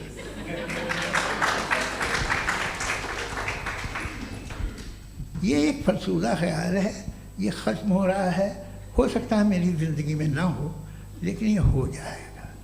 जो बातें ये इनको आप मेटाफिज़िकल ये वो ऐसे रिस्पेक्टेबल टर्म दे दिए, ये तो उन लोग के हैं जिन्हें ना फिज़िक्स मालूम थी ना मेटा मालूम था, ये उन्होंने आपको दिए हैं। जी बहुत शुक्रिया आप दोनों लोगों का। और अब इस बातचीत का आखिरी राउंड शुरू होगा, डज गॉड एग्जिस्ट की ये बहस मुफ्ती शमाइल नदवी और जावेद अख्तर साहब के बीच। आप लोग अपने अपने हाथ ऊपर करेंगे, मैं यहाँ से तय करूँगा। और माइक हमारे पास है क्या? एक ही माइक है ऑडियंस के लिए? 2 माइक है, एक इस तरफ एक इस तरफ, ठीक है। तो जी सबसे पहले हमारी सहयोगी हैं मारिया शकील जी, पूछिए सवाल। थोड़ा सा रुकेंगे ताकि कैमरे का फ्रेम आप पर आ जाए, आपकी तो प्रैक्टिस है टीवी की। जी नदवी साहब, मैं खुदा को मानती हूँ, पहले मैं इसी प्रमाइस से शुरू कर रही हूँ और ये बता रही हूँ आपको, मैं मानती हूँ। लेकिन कुछ सवाल हैं जो जावेद साहब ने उठाया, उसका जवाब आपको देना चाहिए। पहला सवाल ये कि गज़ा में सालों से छोटे बच्चे मर रहे हैं, वो उनको अगर खुदा मर्सीफुल है, हम मानते हैं कि अल्लाह ताला में बहुत ताकत है, तो वो बच्चे क्यों मर रहे हैं? दूसरी बात ये कि अगर कंटिजेंसी की जो आप बात करते हैं, पूरे मुस्लिम ममालिक मिल कर के भी उन गज़ा के बच्चों को क्यों नहीं बचा पा रहे हैं? क्योंकि अगर वो चाहते, क्योंकि अल्लाह ताला उन पर हुकूमत करते हैं, सब पर हुकूमत करते हैं, तो वो उनको क्यों नहीं बचा? जी थैंक यू वेरी मच। बहुत अच्छा किया आपने इस चीज़ को जिक्र कर दिया, मैं इसको और अच्छे से एक्सप्लेन करने की कोशिश करता हूँ। देखें, जहाँ तक आपने कहा कि गज़ा के बच्चों को मारा जा रहा है, देखें 2 वर्ल्ड व्यू है, एक एथीस्टिक वर्ल्ड व्यू, एक थीस्टिक वर्ल्ड व्यू है। बच्चे मर रहे हैं दोनों वर्ल्ड व्यू में, लेकिन हमारा वर्ल्ड व्यू कह रहा है कि रिकॉम्पेंस है, ये कह रहे हैं कि उनका मरना बेकार जाने वाला है, कोई उसका रिकॉम्पेंस नहीं है, चूंकि इनके यहाँ आखिरत और अल्लाह का कोई तसव्वुर या गॉड का कोई तसव्वुर नहीं है। आपने ये सवाल किया कि गॉड मर्सीफुल है, क्यों नहीं रोकता? ये मैंने बताया कि ये मिसकंसेप्शन है लोगों के दरमियान कि गॉड को सिर्फ मर्सीफुल और ओमनीपोटेंट समझते हैं। गॉड के सिर्फ यही 2 एट्रीब्यूट्स नहीं हैं, गॉड के कई सारे एट्रीब्यूट्स हैं, उनमें से अल हकीम भी है, उनमें से ऑल वाइज भी है, ऑल नोइंग भी है। लिहाजा अगर इस दुनिया में किसी को तकलीफ आ रही है और गॉड उसको नहीं रोक रहा है, वो इसलिए नहीं रोक रहा है चूंकि इंसानों को फ्री विल दिया गया है। ठीक इसी तरीके से अगर एक डॉक्टर किसी छोटे बच्चे को इंजेक्शन लगा रहा है, उसे तकलीफ पहुंच रही है, उसके लिमिटेड पर्सपेक्टिव के एतबार से ये गलत हो रहा है और डॉक्टर बुरा है। लेकिन जब आप ब्रॉडर पिक्चर को देखेंगी, आपके और हमारे पास सिर्फ एक पिक्सल है, हमें इतना नजर आ रहा है कि गज़ा में कत्ल हो रहा है, लेकिन इसके पीछे कितना रिकॉम्पेंस उनको मिलने वाला है, पूरा पिक्चर गॉड के पास है। तो एक पिक्सल से आप पूरे पिक्चर को कभी भी जज नहीं कर सकती। आप इसमें कुछ जोड़ना चाहेंगे? आपको कुछ बोलना है इसमें? भैया आपने बहुत अच्छा जस्टिफिकेशन दिया। या आप वो जो वहाँ के प्राइम मिनिस्टर इजराइल के उन्हें भेजिए, वो बहुत खुश होंगे। आप जस्टिफिकेशन दे देना कि अगर गॉड नहीं है तो बच्चे क्यों मर रहे हैं, आप बताएं। वो ये सवाल पूछ रहे हैं कि अगर आप ईश्वर का अस्तित्व नहीं मानते हैं तो उन बच्चों की मौत को आप कैसे इंटरप्रेट करते हैं? भाई ये दुनिया जो है, जो ताकतवर लोग होते हैं वो एक नाइंसाफ़ी करते हैं। तो ये अच्छा काम है आपके नज़दीक, तो नेचर नाइंसाफ़ी पे मबनी है। अरे मेरे भाई, आप नेचर की कहाँ बात कर रहे हैं, तो इंसान की बात। तो फिर जब मैं इंसान की बात कर रहा था, आप नेचर की बात करने लग गए। क्रॉस एग्जामिनेशन नहीं। हाँ, अब आप मुझे बोलने नहीं देंगे तो अलग बात है, आप बोलिए, मुझे कोई जल्दी नहीं। जी नहीं, ये क्रॉस एग्जामिनेशन मुझे बोल तो लेने दीजिए। जी बोलिए। क्या बात ये है कि ह्यूमन सोसाइटी तभी साथ में रह सकती है जब वो मोहब्बत से, एकता से, एक दूसरे के एहतराम करके रहे। इसके अलावा पॉसिबल नहीं है, अकेले तो इंसान रह ही नहीं सकता। वहाँ पर कुछ लोग हैं जो फाउल करते हैं, वो फाउल हमेशा से तारीख में होता आया है। आज ये हो रहा है, जो हो रहा है बहुत बुरा हो रहा है, बहुत जालिमाना है, बहुत जाबराना है। उसको आप कहें कि ये बच्चों को कॉम्पनसेशन मिल जाएगा या इसकी इंजेक्शन है, इंजेक्शन तो हेल्थ के लिए दिया जाता है। आप ये कह रहे हैं कि ये बच्चों की जो धज्जियाँ उड़ रही हैं ये इंजेक्शन है, ये विटामिन टेस्ट का। है, ये टेस्ट है, और उस टेस्ट में उनको अगले उनको सवाल ऐसा रिकॉम्पेंस मिलेगा जो आपके तस्वुर के बाहर है। ये आप 3 बरस के बच्चे को बारूद से उड़ा के टेस्ट ले रहे हैं, वाह। वो नहीं ले रहा है, खुदा नहीं उड़ा रहा है, इजराइल उड़ा रहा है। जी, ये तो उसको कंडेम अगला करें। सवाल लेते हैं। अगला सवाल लेते हैं प्रोफेसर पुरुषोत्तम अग्रवाल। मुफ्ती साहब, एक निवेदन आपसे है कि कम से कम थोड़ा सा माइक क्लोज एक रखिए। रिलीजियस और फिलोसफिकल कर रहे मैम प्लीज। एक रिलीजियस और फिलोसफिकल ट्रेडिशन है जो ब्रह्मांड को यानी यूनिवर्स को ही अंतिम मानती है। सर्वम खलु इदम ब्रह्मम, this is Chandogya Upanishad, and it completely rules out the existence और नेसेसिटी, आपके शब्दों में necessity of a creator. The creation itself is the creator. तो एक मिनट प्लीज। दूसरा जो सवाल आपने अभी, जो आप बार बार कह रहे हैं कि भगवान विद्वान भी है, वाइज, सब जानने वाला, तो अगर विजडम में दुनिया भर के पापों और अत्याचारों को बर्दाश्त करना शामिल है, तो फिर इसका मतलब ये हुआ कि अगर मैं फ्री विल से उसको अपोज करता हूं तो ईश्वर की विजडम और मेरी फ्री विल में कॉन्ट्राडिक्शन है। Because when I am opposing whatever is happening in Gaza, then I am opposing the God's will और गॉड्स विजडम। जवाब लेते हैं क्योंकि तो गॉड की विजडम में, एक मिनट सर प्लीज सर, ये एक जुमला, गॉड की विजडम है कि गाजा में जो कुछ हो रहा है वो हो रहा है, मैं उसको अपोज कर रहा हूं, तो मैं गॉड की विजडम के खिलाफ जा रहा हूं। एक सवाल। दूसरा ये नहीं, आपने 2 ऑलरेडी। सर आप और सवाल कर लें, लेकिन मुझे 2 जवाब दे सर, दें। सर, पहले आपने ये सर, कहा, सर, सुनिए मेरी बात सुनिए। भाई इजराइल के गॉड के मुताबिक तुम्हारा ठीक हो रहा है ना? प्रोफेसर, नहीं हो रहा है, ठीक नहीं हो रहा है। मैं बता रहा हूँ क्या हो रहा है। आप तशरीफ रखें, मैं बता रहा हूँ क्या हो रहा है। Let me complete please. एक सेकंड गाइस, एक सेकंड। ये देखिए, ऐसा है कि ये सब बड़ा आपस में विचार विमर्श के बाद ये तय हुआ था कि कुछ नियम बना लिए जाएं ताकि एक टाइम बाउंड बातचीत चले। और भाई साहब, आप बड़ा ज़रूरी काम कर रहे हैं, लेकिन कैमरे के फ्रेम में आके उस काम को गड़बड़ कर दे रहे हैं। ठीक है गुरु, अब मेरे को कहीं का गुस्सा कहीं निकालना था, सॉरी। नहीं, कोई गुस्सा नहीं है जी। तो प्रोफेसर ने सवाल पूछे, आप उनके जवाब दें, और थोड़ा ये सब लोग थोड़ा ख्याल रखें भाई, सवाल संक्षिप्त रखें जी। आपने 2 सवाल किया। सबसे पहला ये कहा कि हमारे पास ये कॉन्सेप्ट है कि ये यूनिवर्स खुद नेसेसरी बीइंग है, creation itself is the creator. How irrational is this कि मैं एग्जिस्ट करूंगा बाद में, लेकिन अभी एग्जिस्ट कर भी रहा हूं, यानी एक ही टाइम में एग्जिस्ट भी कर रहे हैं, नहीं भी कर रहे हैं। This is not true.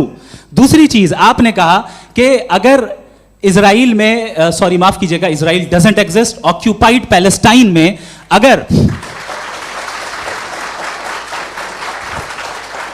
अगर ऑक्यूपाइड पैलेस्टाइन में बच्चों को मारा जा रहा है फ्री विल की वजह से और गॉड नहीं रोक रहा, ये कॉन्ट्रडिक्शन है। ये बताइए कि एक एग्जाम में एक बच्चा गलत आंसर लिख रहा है, सुनिए, एग्जामिनर चाहे तो रोक सकता है, क्यों नहीं रोक रहा है? ये कॉन्ट्रडिक्शन है, ये कॉन्ट्रडिक्शन नहीं है। माइक नहीं सर, ये आपस में जी, ये क्या आपका सवाल? माइक दीजिए। फ्री विल दिया गया है टेस्ट के लिए, अकाउंटेबिलिटी के लिए। अगर फ्री विल नहीं होता तो आप कहते हैं हमें रोबोट बना दिया गया। नॉट मिसरिप्रेजेंट माय पोजीशन, आपकी जो भी पोजीशन, मैं अपनी फ्री विल के नाते, अपने ह्यूमन विजडम के नाते गाजा में हो रही अत्याचार का विरोध करता हूं। बिल्कुल करना चाहिए। आपके हिसाब से मैं गॉड की विजडम का विरोध कर रहा हूं? बिल्कुल नहीं, समाज हो रहा है गॉड की, बिल्कुल भी नहीं, बिल्कुल भी नहीं। उसका वहां पर गाजा में कत्ल होना ये इंसानों के गलत इस्तेमाल का नतीजा है, फ्री विल के इस्तेमाल का नतीजा है। गॉड इसका हुक्म नहीं देता, उससे रोकता है। यही तो मसला है ना, आपके लिए कॉन्सेप्ट क्लियर? नहीं भाई, आपने तो बताया था इंजेक्शन लगाने से बच्चे को तकलीफ होती है, ये इंजेक्शन लगा। सर आप ऐसे रेटोरिक स्टेटमेंट दे तब तो कोई मसला नहीं, आपने समझते बोला कि रहेंगे। Injection this is a rhetoric statement, this is not a logical argument sir. I am sorry, I am sorry. आखिरी 30 मिनट बड़े मुश्किल होने वाले हैं जी। मुफ्ती साहब आगे बैठे हैं, इनको माइक दीजिए। हाँ तरुण, माइक आप अपने पास रखिए, आपको कैमरे का फ्रेम पता है जी। सबसे पहले दोनों को मुबारकबाद। एक सर अपना आप नाम बता दें। आप अमेरिका में शिकागो में रहते हैं, इतना मुझे याद है। पता है आपको, यासिर नदीम अलवाजदी मेरा नाम है। जावेद सर, आपसे एक क्वेश्चन है इन्फिनिट रिग्रेस के ताल्लुक से। एक हाइपोथेटिकल सिनेरियो है, मसलन अगर आप सर माइक थोड़ा सा प्लीज क्लोज रखिए जी। अगर आप शायर इसलिए हैं कि आपके कोई उस्ताद शायर थे, और वो इसलिए शायर थे कि उनके कोई उस्ताद शायर थे, और इसी तरीके से हम माजी में पीछे चलते चलते चले जाएं और कहीं ना रुके, तो माफ कीजिएगा आप कभी शायर नहीं हो सकते। लेकिन आप शायर हैं, आपका शायर एग्जिस्ट करता है, इसका मतलब ये है कि आप कहीं ना कहीं रुके हैं। तो मेरा सवाल ये है कि क्या आप इन्फिनिट रिग्रेस ऑफ कॉजेस को लॉजिकल फैलेसी मानते हैं या नहीं मानते? हाँ या ना?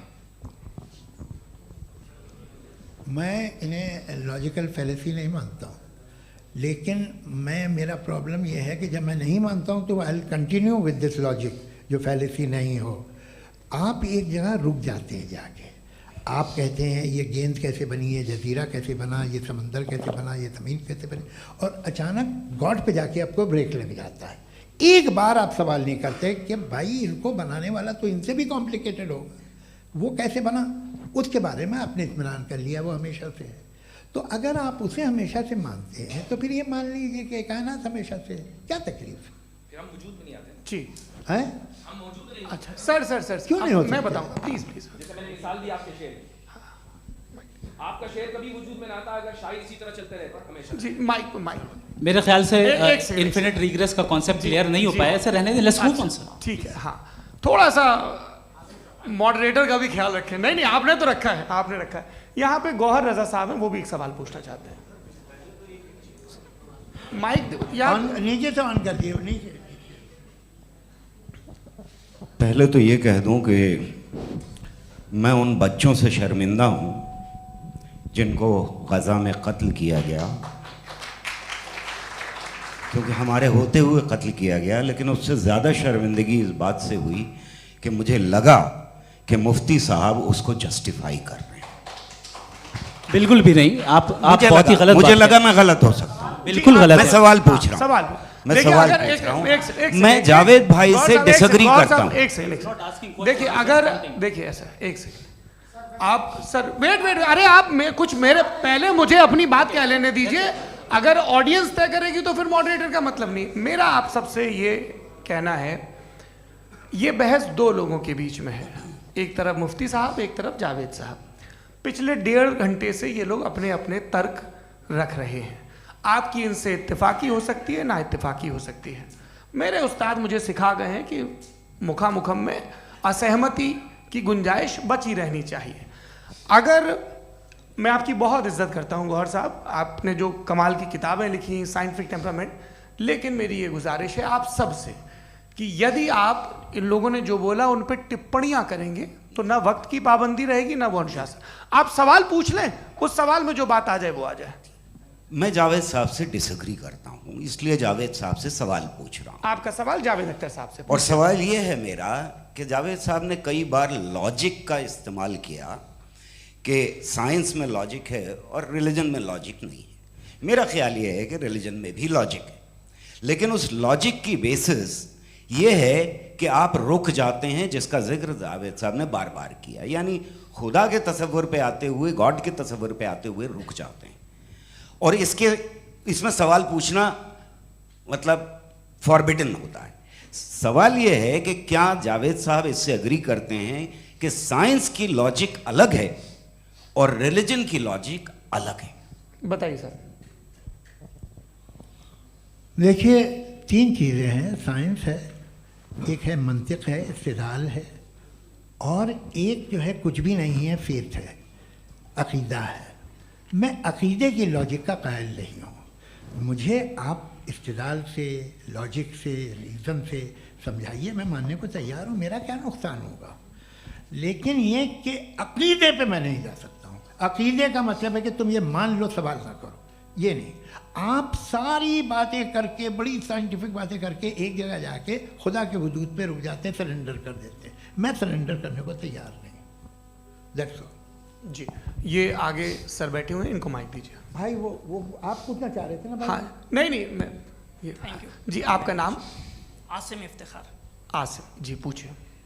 सर, जावेद सर से सवाल है कि आपने अपने माइक थोड़ा करीब रखिए। अपने क्लोजिंग स्टेटमेंट में ये बात कही थी कि मज़हब का जो फ्यूचर है वो ज़्यादा दिन नहीं जाने वाला है। लेकिन मैं देख पा रहा हूँ कि जो ऑक्सफोर्ड यूनिवर्सिटी की एक स्टडी है 2011 में हुई है, जिसके 50 एकेडमिशियंस ने इसको अंजाम दिया था, उसमें वो ये कहते हैं कि जो फेथ इन गॉड है वो इनबिल्ट है ह्यूमन नेचर के अंदर, जिसको हम कहते हैं फितरत के अंदर शामिल है वो। और वो ये कहते हैं कि अगर कोई ये समझता है कि मज़हब को वो ख़त्म कर देगा तो ये उसकी गलत फहमी है। तो आप इसके बारे में, इस स्टडीज़ के बारे में क्या कहते हैं? ठीक है। मैं उनसे एग्री नहीं करता हूँ। वो कौन से प्रोफेसर होंगे? ऐसा उनके क्या पास डेटा है, इन्होंने डेटा के बेस होगा। डेटा क्या हो सकता है? फ्यूचर का डेटा तो नहीं हो सकता ना उनके पास। प्रेजेंट का डेटा हो सकता है। डेटा आपने सुना 100 साल पहले का बाद का डेटा, मैंने तो नहीं सुना आज तक। तो आज उनकी ये राय है और होगी राय, ठीक है, दुनिया में तरह तरह की राय है लोग, लेकिन मैं समझता हूँ कि वक्त के साथ इंसान ज़्यादा से ज़्यादा रीज़नेबल और लॉजिकल होता जा रहा है। आज आप देखिए वेस्टर्न यूरोप में क्या परसेंटेज है नॉन बिलीवर्स की, बहुत हाई, वहाँ चर्च खाली पड़े होते हैं। तो अल्टीमेटली तो इंसान कोई ऐसी बात बहुत अरसे तक नहीं मान सकेगा, चाहे गलत या सही, जो उससे उसके दिमाग को, उसके जहन को, उसकी लॉजिक को अपील न करे। वो कह रहे हैं तो ऑक्सफोर्ड के होंगे तो कैम्ब्रिज के होंगे, तो मुझे क्या लेना देना, उनका डेटा मुस्तकबिल का नहीं हो सकता है। जी दीपक, हाँ पूछिए। मैं आऊँगा, अभी पीछे की साइड भी आऊँगा, माइक वहीं भेजूंगा 2-3 साल के लिए। जी जावेद साहब, आपसे सवाल है। नमस्ते।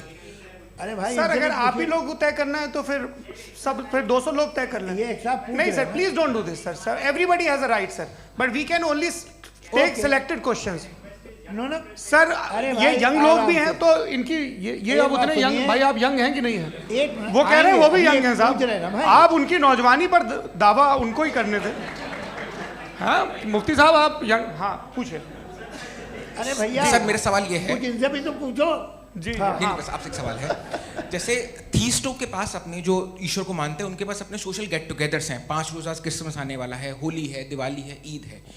एथिस्ट क्या ऑफर कर रहे हैं? मतलब मैं इनकी दुकान से बोलूं, मैं आना चाहता हूं उस तरफ, पर मैं अट्रैक्ट नहीं हो पा रहा हूं। मैं सोशल गेट टुगेदर्स क्या है आपके पास? वो ये कह रहे हैं कि जो धार्मिक लोग हैं, अलग अलग धर्म के लोग, उनके उत्सव त्योहार, कॉन्ग्रेगेशन बहुत हैं। अब आपको मैं एक सुनाता हूँ, यहाँ हिस्टोरियन भी बैठे हैं, मृदुला जी आप बताइएगा सही है कि नहीं। ये एक कॉन्स्टेंटाइन, एक ग्रीक रोमन बादशाह था जो क्रिश्चियनिटी आने के 400 साल बाद उसने डिसाइड किया कि मैं क्रिश्चियन हो जाऊंगा, मेरी पूरी स्टेट कैंसिल हो जाएगी। उस ज़माने में ऐसे ही होता था, राजा जो धर्म इख्तियार करता था वो जनता भी कर लेती थी, इसलिए कि वो हो गया था बैंकक्रप्ट, और उसे जो मेडिटेरियन कोस्ट के रिच क्रिश्चियन वो थे मर्चेंट, उससे पैसा चाहिए था। तो उसने कहा यार क्रिश्चियन हो जाओ। तो उसने अपने वजीर से कहा कि भाई ये हिस्ट्री है कि अब हम लोग क्रिश्चियन हो जाते हैं। पहले सर हो जाएंगे, कोई प्रॉब्लम नहीं है, लेकिन एक प्रॉब्लम ये है कि 17 दिसंबर से 25 दिसंबर तक जो पेगन फेस्टिवल होता, जो पेगन स्टेबल जो फेस्टिवल होता है वो बंद हो जाएगा, इसलिए कि हम क्रिश्चियन हो गए तो होगा नहीं। तो वो बच्चों को बहुत बुरा लगेगा, पब्लिक को बहुत इन्जॉय करते हैं, ख़ासतौर से 25 को मेन डे।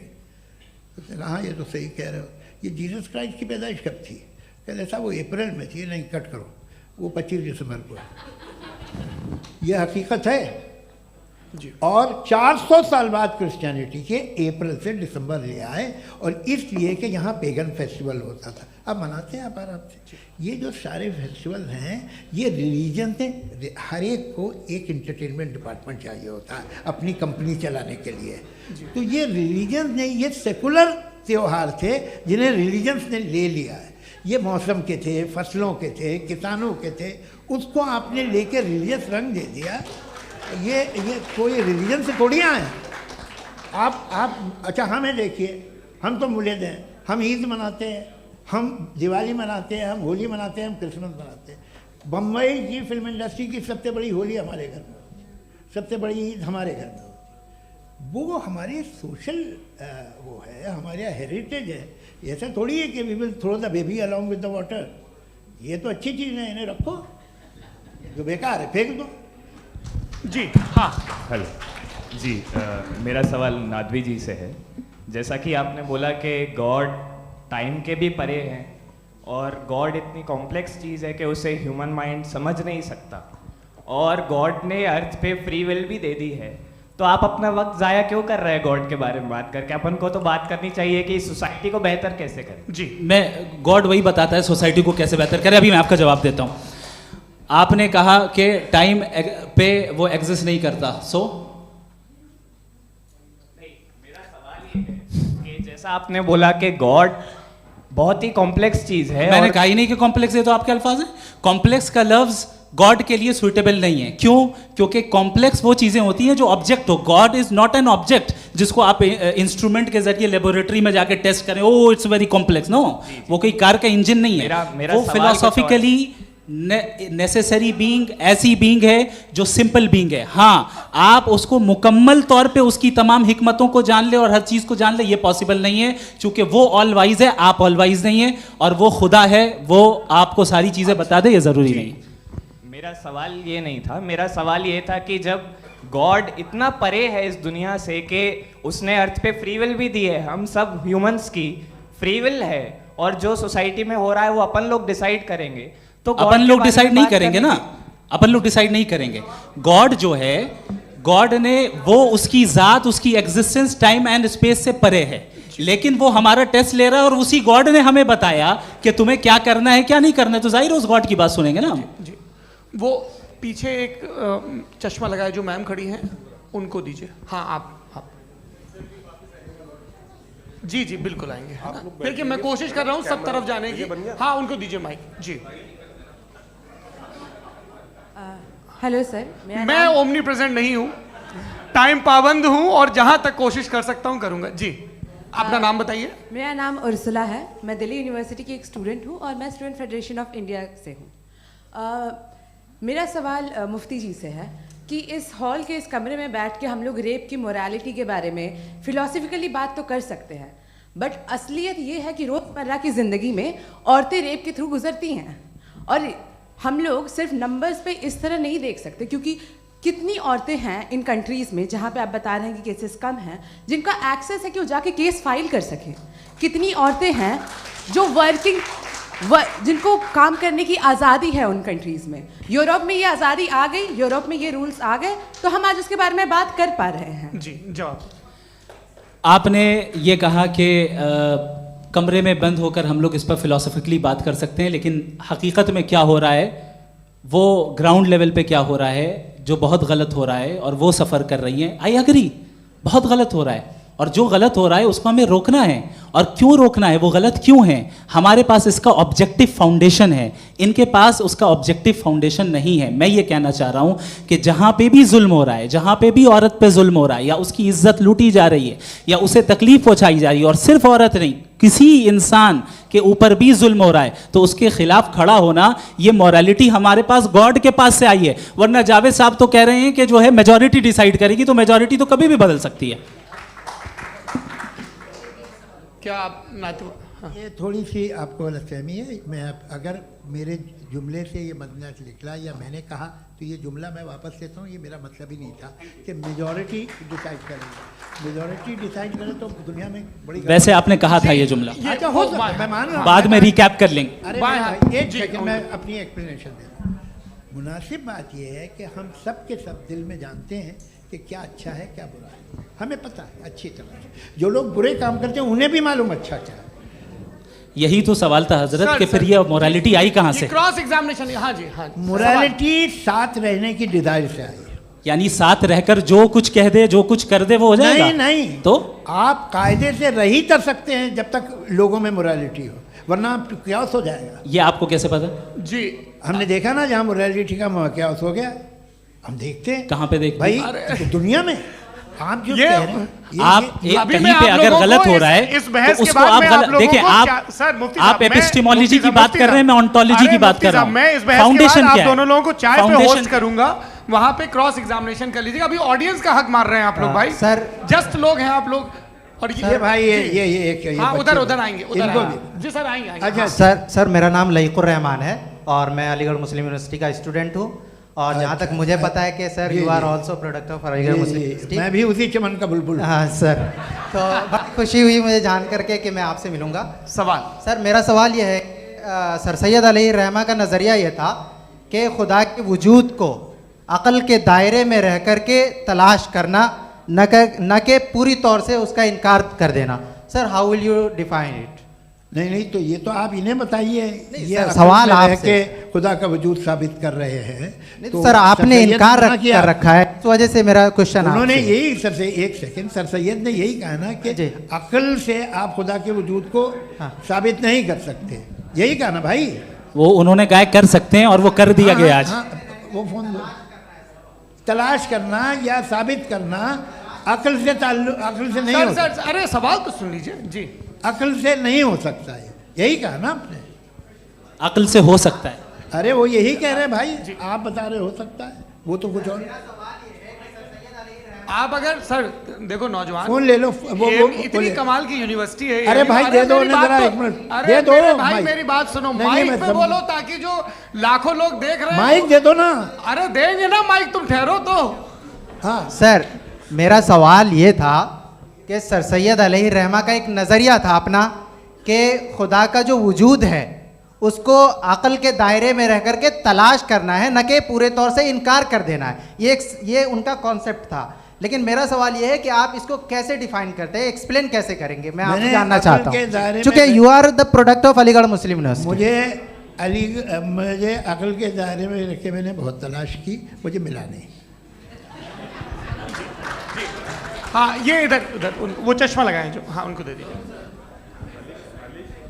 जी जी फटाफट पूछिए, बस 5 मिनट है, 5 मिनट में खत्म हो रहा है। हाँ अस्सलाम वालेकुम मुफ्ती साहब। एंड मेरा सवाल जावेद अख्तर साहब से। क्या नाम है आपका? अरे भैया सब मुझे पूछ रहे हो। फैज पूछिए फैज साहब। तो मेरा सवाल ये है कि अभी जो एथियस्ट है वो problem of evil argument use कर रहे हैं अगेंस्ट मुस्लिम्स, राइट? कि इस दुनिया में इतना सारा ईविल है और अगेंस्ट मुस्लिम तो यहाँ अगेंस्ट थियस्ट। हाँ थोड़ा सा करेक्ट कर लीजिए भाई, पूरी मशक्कत ही इसी बात की थी कि किसी एक मजहब पे बात ना टिके।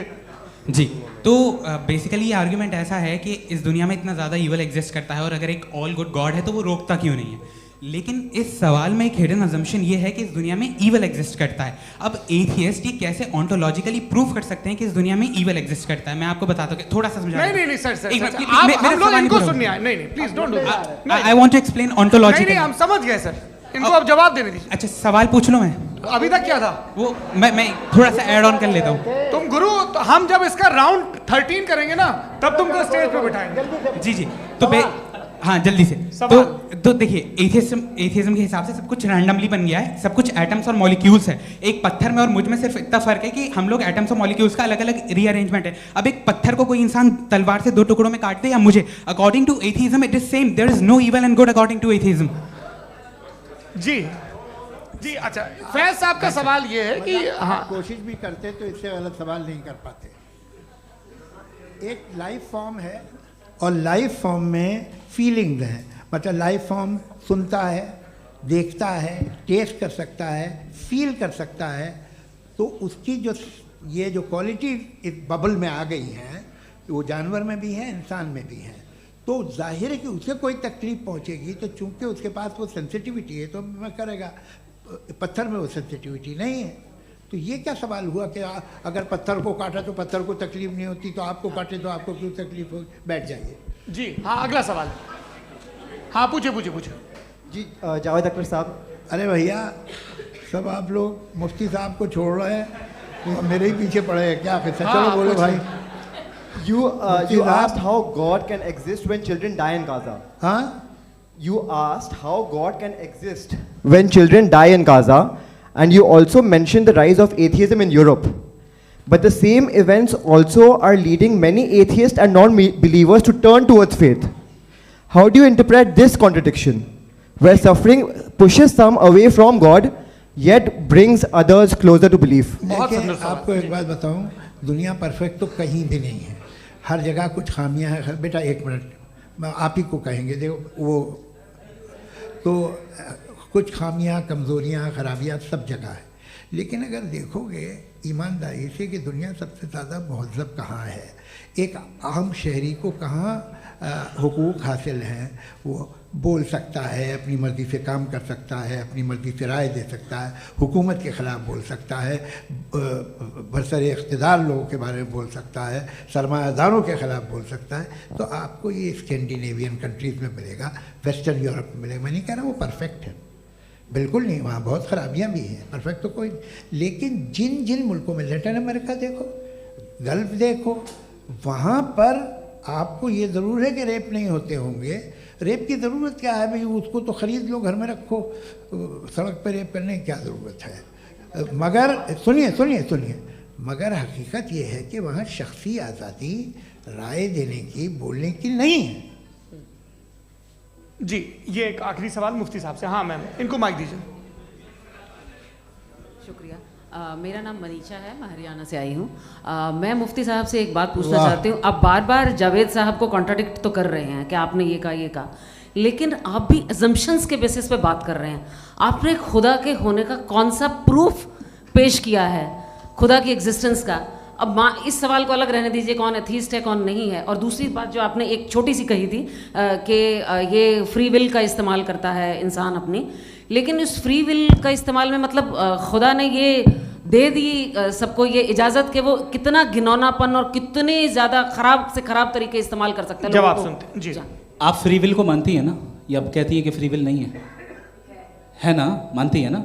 तो अब आपके पास इसका कोई एक्सप्लेनेशन नहीं है कि अगर एक इंसान उस फ्री विल का इस्तेमाल करके गलत काम कर रहा है और बच के अच्छी ज़िंदगी गुजार के निकल जा रहा है, उसका कोई रिकम्पेंस नहीं है।